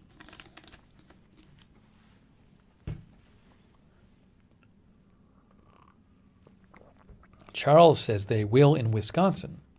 Force the person? Hey, thank you, Charles Goki, for your support. Thank you. I wonder if it's by state. Can you force a person to take a blood test? Here, look. All right, I found a site, Texas DWI site. Can the police force me to take a blood test? Now, this is Texas. Hamilton Grant, Texas trial attorneys. The answer is yes. In Texas, the police can and will force you to give a blood sample against your will. The Texas Court of Criminal Appeals has decided this. Okay, so that's one state where it looks like they can.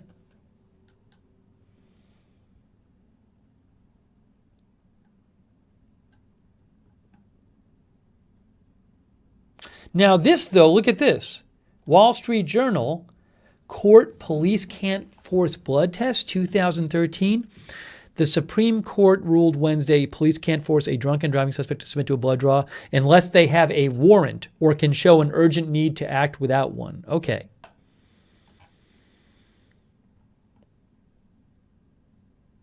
You need a warrant. Yeah. I guess the ruling says the police need a warrant or an urgent need to act without one. Huh? Without a warrant. Now, maybe, I'm guessing it might be different in different states.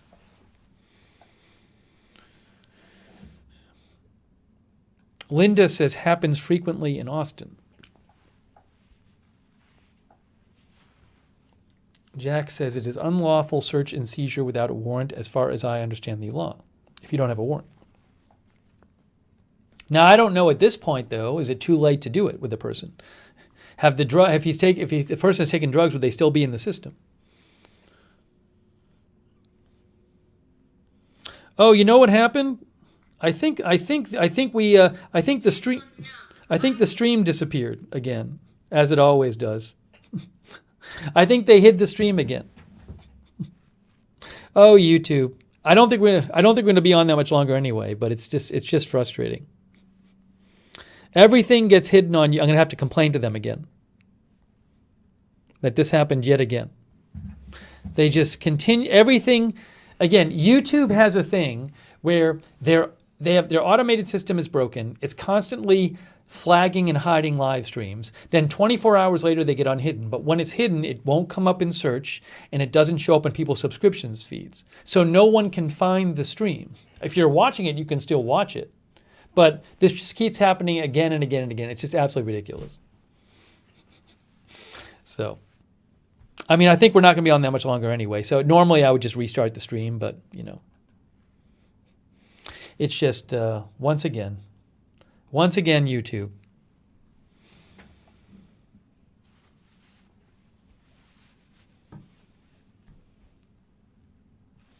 This is what they do. But I think we're going to go for like a few more minutes anyway, so.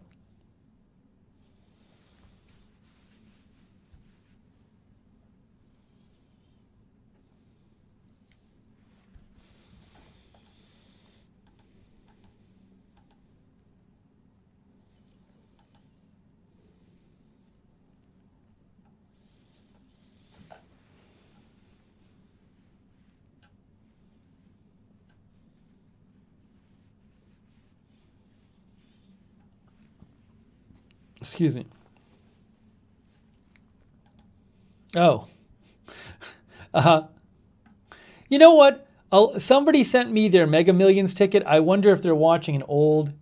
22 minutes ago, somebody messaged me their Mega Millions ticket, a picture of it. And I think they might have been watching like one of my old Mega Millions stream.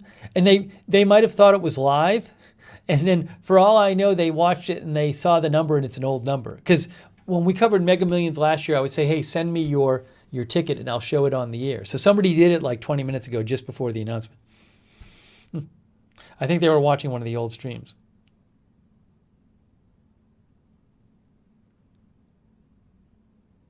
Elijah did.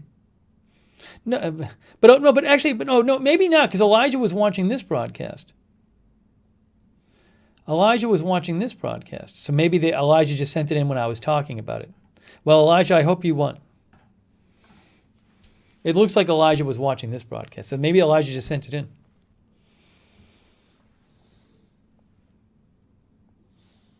Yeah, I know if you go to Agenda Free TV 2, if you go to the channel, the broadcast comes up. But what happens is you can't find it in search. And it doesn't appear in people's subscriptions feed. So now I'm going to have to report it again, and they never do anything about it. Thank you, Dizzy Dale, for your support. Thank you, Dizzy Dale. It's just ridiculous. Just happened. This is what happens. Chill says, any happy, good news to end the stream on?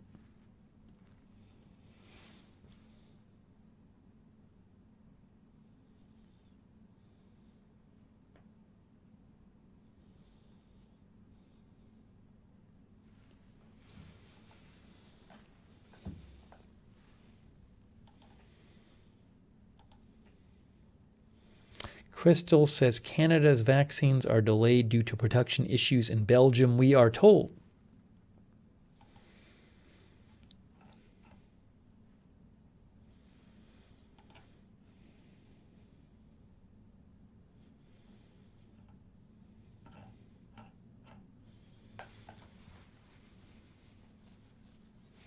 Billy Moncure says hospitals can run blood work, but police need a warrant for the hospital results.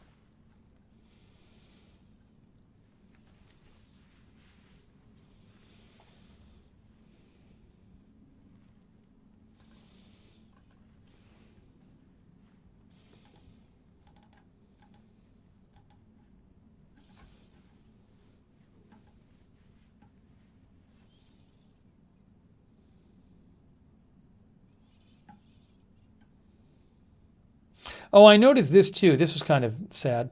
Karl Anthony Towns, an NBA star, tested positive for COVID. His mother actually died from COVID. So this is from TMZ. Karl Anthony Towns, NBA star, tests positive for COVID. But his mother died from it last year. It's terrible. Devastating news for Karl Anthony Towns. Just 9 months after his mother passed away from a lengthy battle with the virus, he has it. Now, hopefully he won't get sick from it. But his mother got it in March and passed away in April, which is terrible.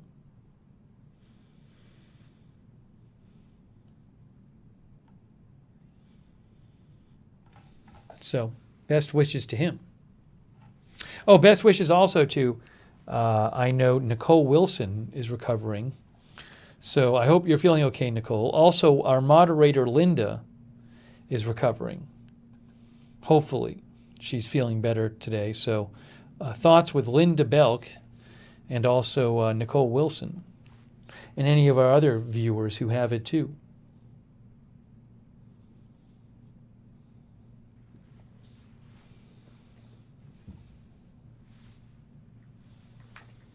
Baby Shark says, I have 2 in my subscriptions. No, the problem is that if you go to your subscriptions feed, this video does not show up. If you subscribe to this channel, when you go to your subscriptions feed, the video should show up.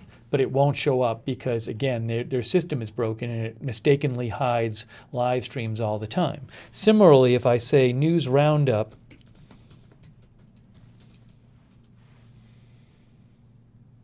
see, if I search this, it should come up, but it's not. That's from a week ago. That's from a week ago there.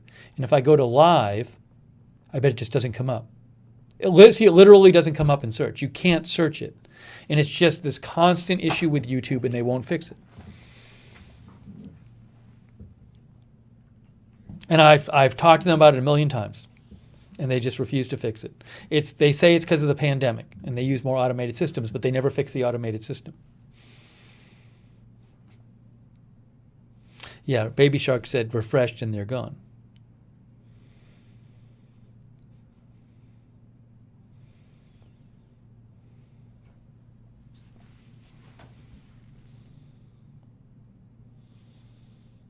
Bluegrass Rec said South Carolina coach has it a second time.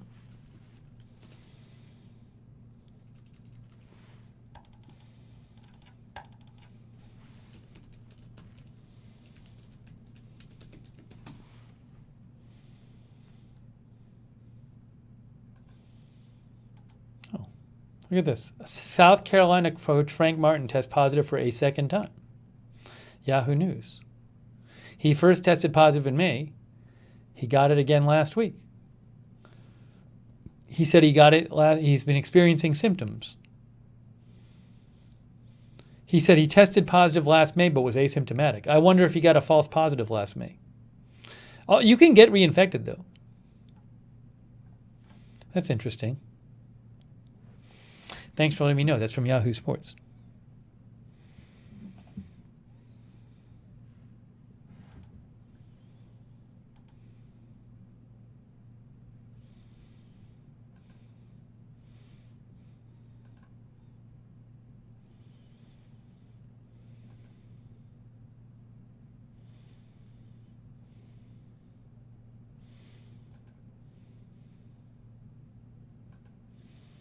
Hang on 1 second here. Hang on 1 second here.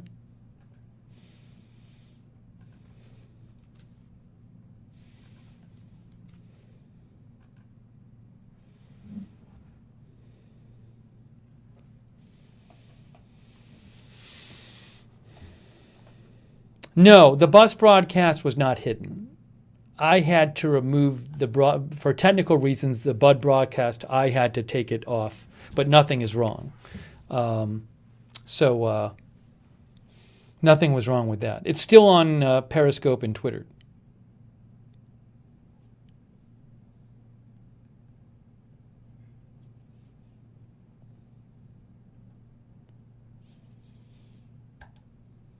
Yeah, this was interesting too. This was Jenna Ryan, a Texas realtor who took a private jet to the Capitol riot She wants a pardon from the President of the United States. David Begnaud posted this before. It's originally from Doug Dunbar, but she wants a pardon.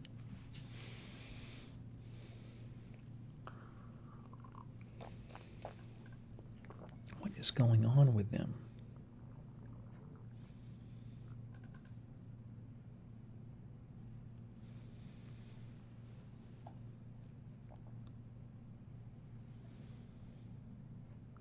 Yeah, if you go to the Twitter post, you can watch that stream from last night on Twitter. Darren mentioned Dustin Diamond. Yes, it was really sad. Dustin Diamond has stage 4 cancer, which is the worst stage, I believe. He played Screech on Saved by the Bell. Terrible. Dustin Diamond diagnosed with stage 4 cancer, undergoing chemo. So thoughts with him. 44 years old.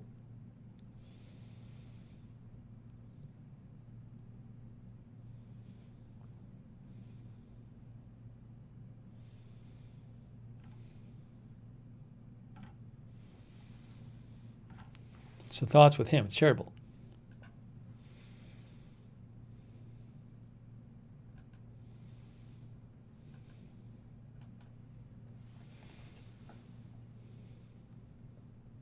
Jeff Haas said, that sucks. He's had a tough life. Bluegrass Rex says, check out number of Carl Anthony Towns relatives who died from the virus. Besides his mom,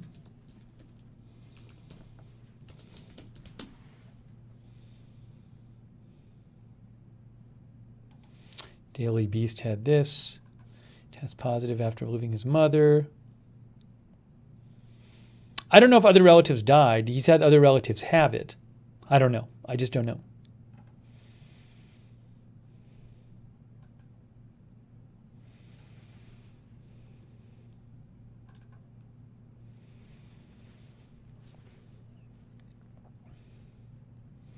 I didn't hear what kind of cancer Dustin Diamond had.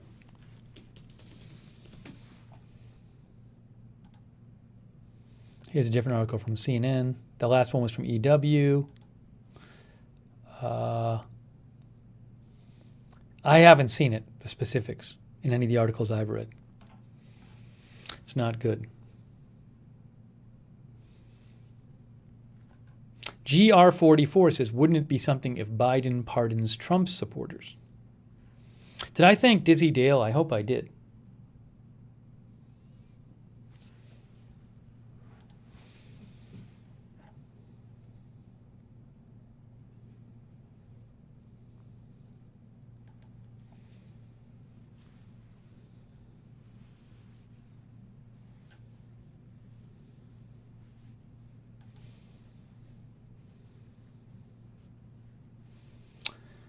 Chill Out says, hope we get med for all during pandemic. Now, I don't know. The vaccine is paid for everybody, I believe. I don't know if you have COVID and no insurance, do you get treatment paid for or not?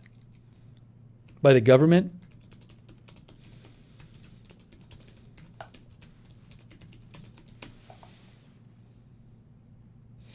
This here says KHN, hospital bills for uninsured COVID patients are covered, but no one tells them. Kaiser Health Network, I think.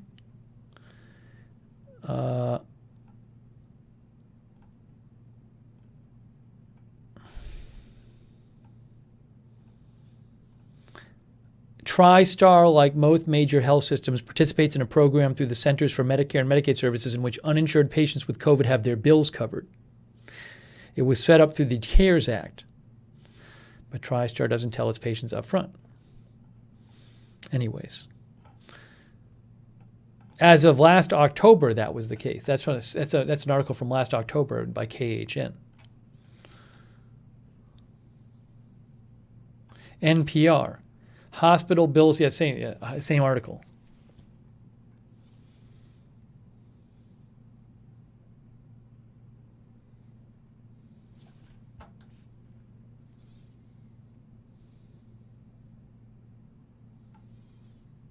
I don't know.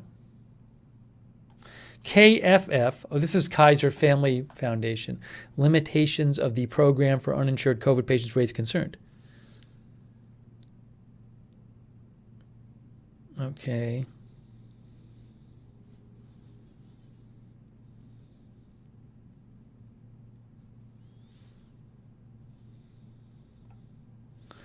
Okay.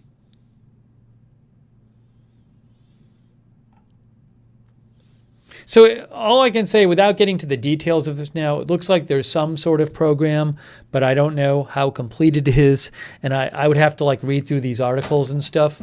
So I would have to read more. Schill says the hospital may be free, but the doctors and specialists inside those hospitals can charge what they want. Christopher Lund says, I think there are grants and a huge process to get it covered. Beth said, I paid for my son's test. Well, I think it also depends with testing. It's covered if you get it at a government site maybe, but if you get it somewhere else, it might not be.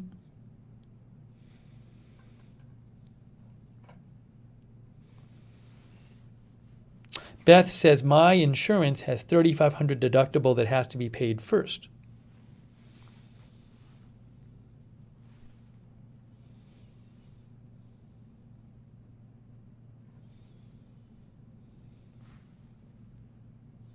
Hey, thanks, old Raj. Angel V says, pretty sure I have to make my deductible first. Oh, yeah, so, that could be the case with various insurance. And I don't know about the testing,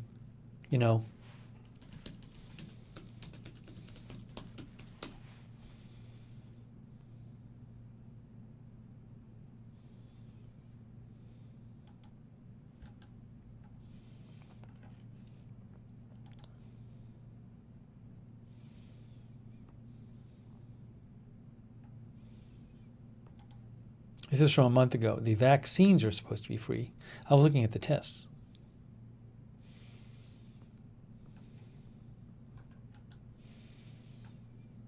Park Point says they can charge for the service, but the vaccine is paid for.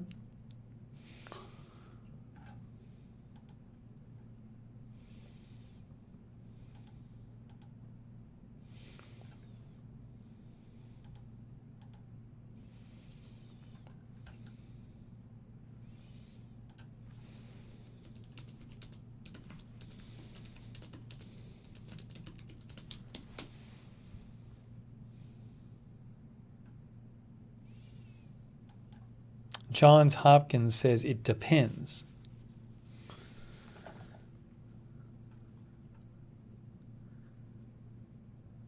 Federal law requires insurers to cover the cost of the tests, but patients are still being charged for related expenses.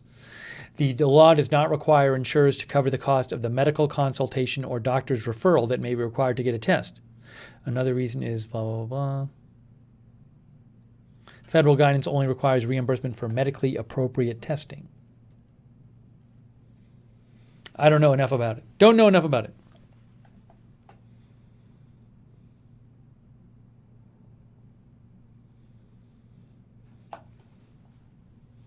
All right, well, look.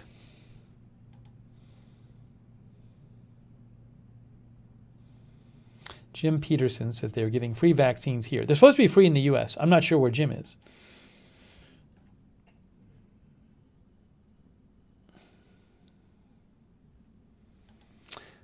Guys, I think we're getting to that point. I think we're getting to that point.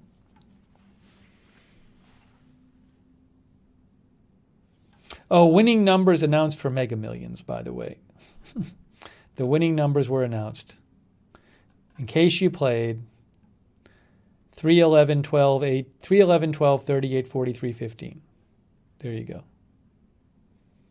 It was the second largest prize in history.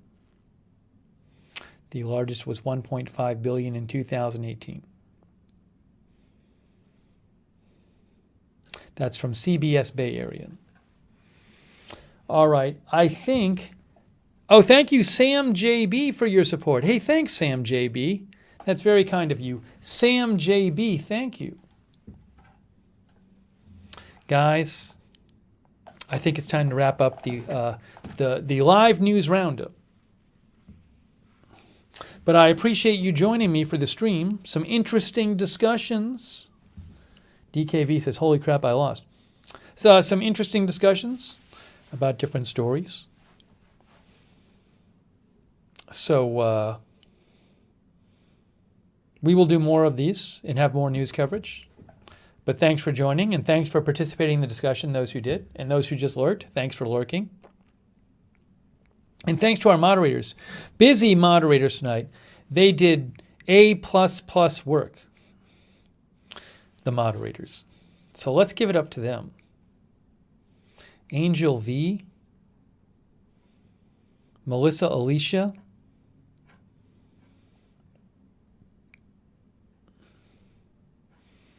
and our other moderators who've been there. Thank you, mods. Great work, mods. Great job. Oh, I didn't hear about Roger Stone's wife. I didn't even look that up. I'll look it up really quick before we get off the air. There's nothing. I don't see any story there. I don't see any story about it. Don't see it. Send me a link on Twitter. Also, Periscope. I don't even know if we had mods there, but people seem to be behaving themselves in Periscope for the most part. So thank you. Roxanne was moderating in Facebook. Thank you so much, Roxanne. I appreciate that. Thank you, Roxanne Betke. And on Twitch, Maddie Mags, Muse, Skinny Survivor. Hey, thanks, guys. Thanks for modding. Idaho Star, too. Yeah, thank you. You actually told me about a couple stories that I hadn't heard about. There were a couple that we talked about that I hadn't heard about. The Norway one and the Johnson & Johnson one and stuff, so thank you. Oh, Crystal Vines got her AFTV shirt today. I'm glad you like it. Awesome. If it doesn't fit, you can always, if you ordered it from Amazon or TeePublic, they'll exchange it for you. But yeah, I like the shirts. I have them myself. There's agenda-free TV shirts on both Amazon and TeePublic, guys. Look, Amazon. Go to Amazon and look up agenda-free TV, and you'll find the different shirts. They ship free with Amazon Prime.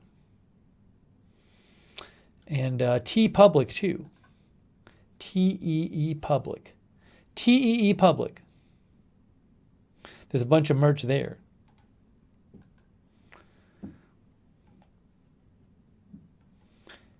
TeePublic. They have all kinds of shirts and sweatshirts and stuff and blah, blah, blah.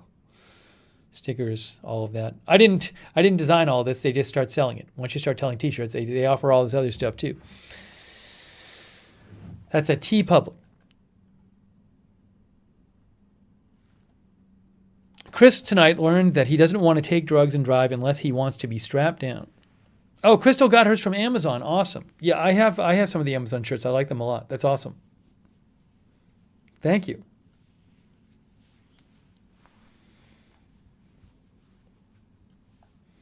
And the mugs are on Zazzle. Zazzle's where the mugs are at. Zazzle for the mugs. Zazzle. Mark Helton is modding too. Thank you, Mark. Thank you. All right. Santos says in 2 days, the 1-year anniversary of the COVID coverage is coming up. My gosh.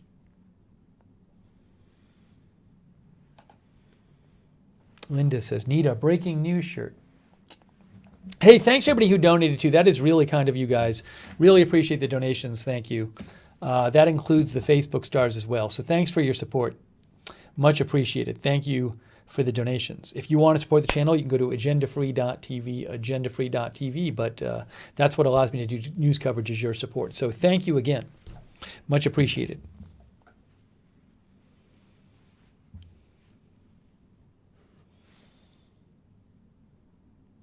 J. Jacob Design says, do you have stickers?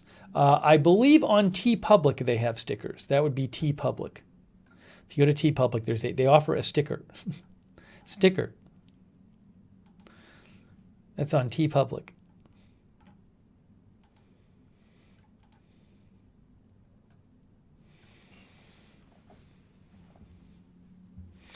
All right, we are wrapping this up.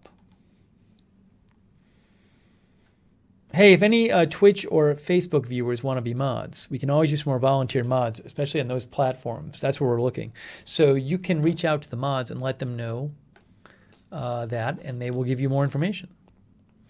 All right, now I am going to say goodnight. Thanks to our viewers. Ooh, J. Jacob Design is going to buy it now. I hope you enjoy the stickers.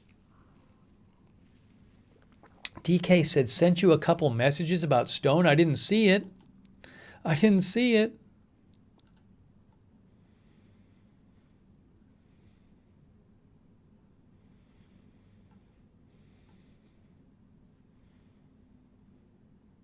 I didn't see it. Oh, there it is. There it is. What is it? What is this website? I don't know what this website is. News LA Showing the Truth.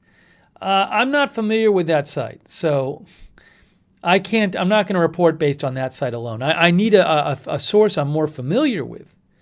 DKV.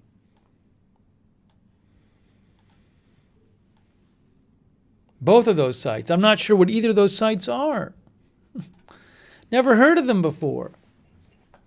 Yeah, I mean, they're not, looks like personal blogs or something.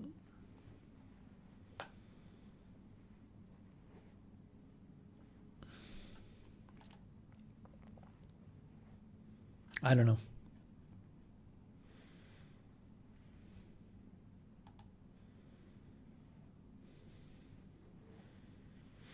All right, so the story was first posted on Big League Politics, which is certainly a right-leaning blog.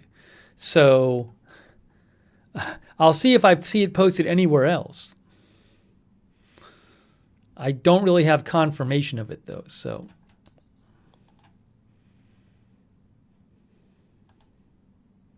Let me know if you see it posted other places, too. I'll be on the lookout. All right. Thank you, DKV, for sending that along. I don't see any independent confirmation yet. All right. Hey, thanks for watching. Thanks to our Periscope viewers, DKV, J. Jacob Design. Thank you. Eddie ATC. We didn't really talk about stuff about the march much tonight, Eddie. We'll talk in a future stream. We will. Thanks for the question, Eddie. Raj, thanks for watching. Bluegrass Rec, thank you for watching. K-More as well. FT, I'll say, thanks for watching too. Thanks, and all of our Periscope viewers. Thanks on our Twitch viewers. Thank you too. Scott. Chill Out, Marky. Chris Houlihan. Chris says, the news about Roger Stone's wife are all on very suspicious websites. I'll look out and see if I hear it anywhere else. Sir Chexalot, Tyrio, Bossa Nova, Kip Nicky, Holy Tony, all of our Twitch viewers. Shaggy, thank you for watching. Random Gaming. Really appreciate the moderators. I know the mods were busy tonight. Thank you, moderators. Much appreciated. Yang Chat. Good Vibes Jason. And all of our Twitch viewers. Thanks to our Facebook viewers too. Lanhi Duhan. Thank you. Twilla McCord. Christian Montoya. Thanks, Christian Montoya, for watching. Krista Borden. Thank you for watching. Betsy Christensen, Dan Kraft, Darren Thompson, Robin Sherry, Polly Brown Greenhagen, Duster Singer, thanks for your support, Duster Singer. David Gomez, thank you for watching.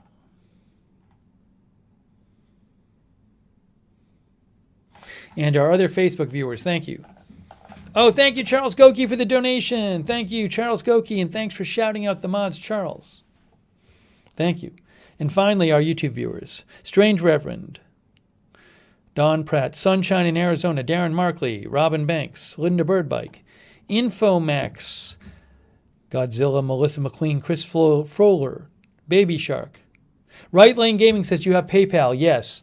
Agendafree.tv, Right Lane Gaming. That's where the PayPal is for the channel. Agendafree.tv.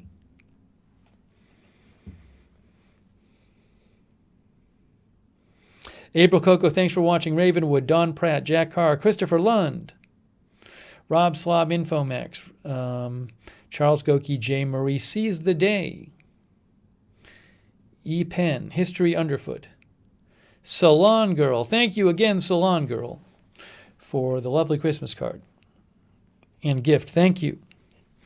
Moranchi, Kimmy Rose, Paula Faust, Robin Banks, Lizzie, GR44, Rosemary Hill, Sandhaas. Thank you. Molotov, Jennifer Ferry, Marcel Kern. Good to see you, Marcel. Sean K, Cavett, Sam Patton, Eric B, Mark Worling, Beth Stannard, Alibaba, Diana L. Brazil variant, maybe we'll talk about it next stream. Remind me next stream. Maybe we'll discuss it.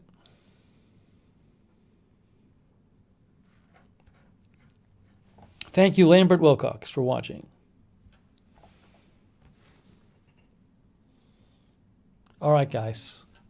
It's time to wrap it up. Thank you, Marky, for watching as well. And Franny Banani. You should meet our other Twitch viewer, Banana New, or whatever his name is. Okay, guys, thank you for watching. Hey, remember, I also have a personal channel, Lookner. Don't forget about the Lookner channel. Don't forget about that. If you subscribe to this channel, make sure you click the notifications bell and choose all notifications on YouTube. There's a bell there. Click it and choose all notifications. But also, Lookner, see, that's my personal channel. On YouTube only, that's where the personal channel is. So you can check that out if you want. All right, guys, it's time. It's time to wrap it up. And if there's anybody watching, there probably isn't. There's probably nobody watching who doesn't know about Agenda Free TV, but this is a news channel on YouTube. If you're watching Agenda Free TV too and you've never seen it before, my main news channel on YouTube is Agenda Free TV. That's it right there, so subscribe to that too.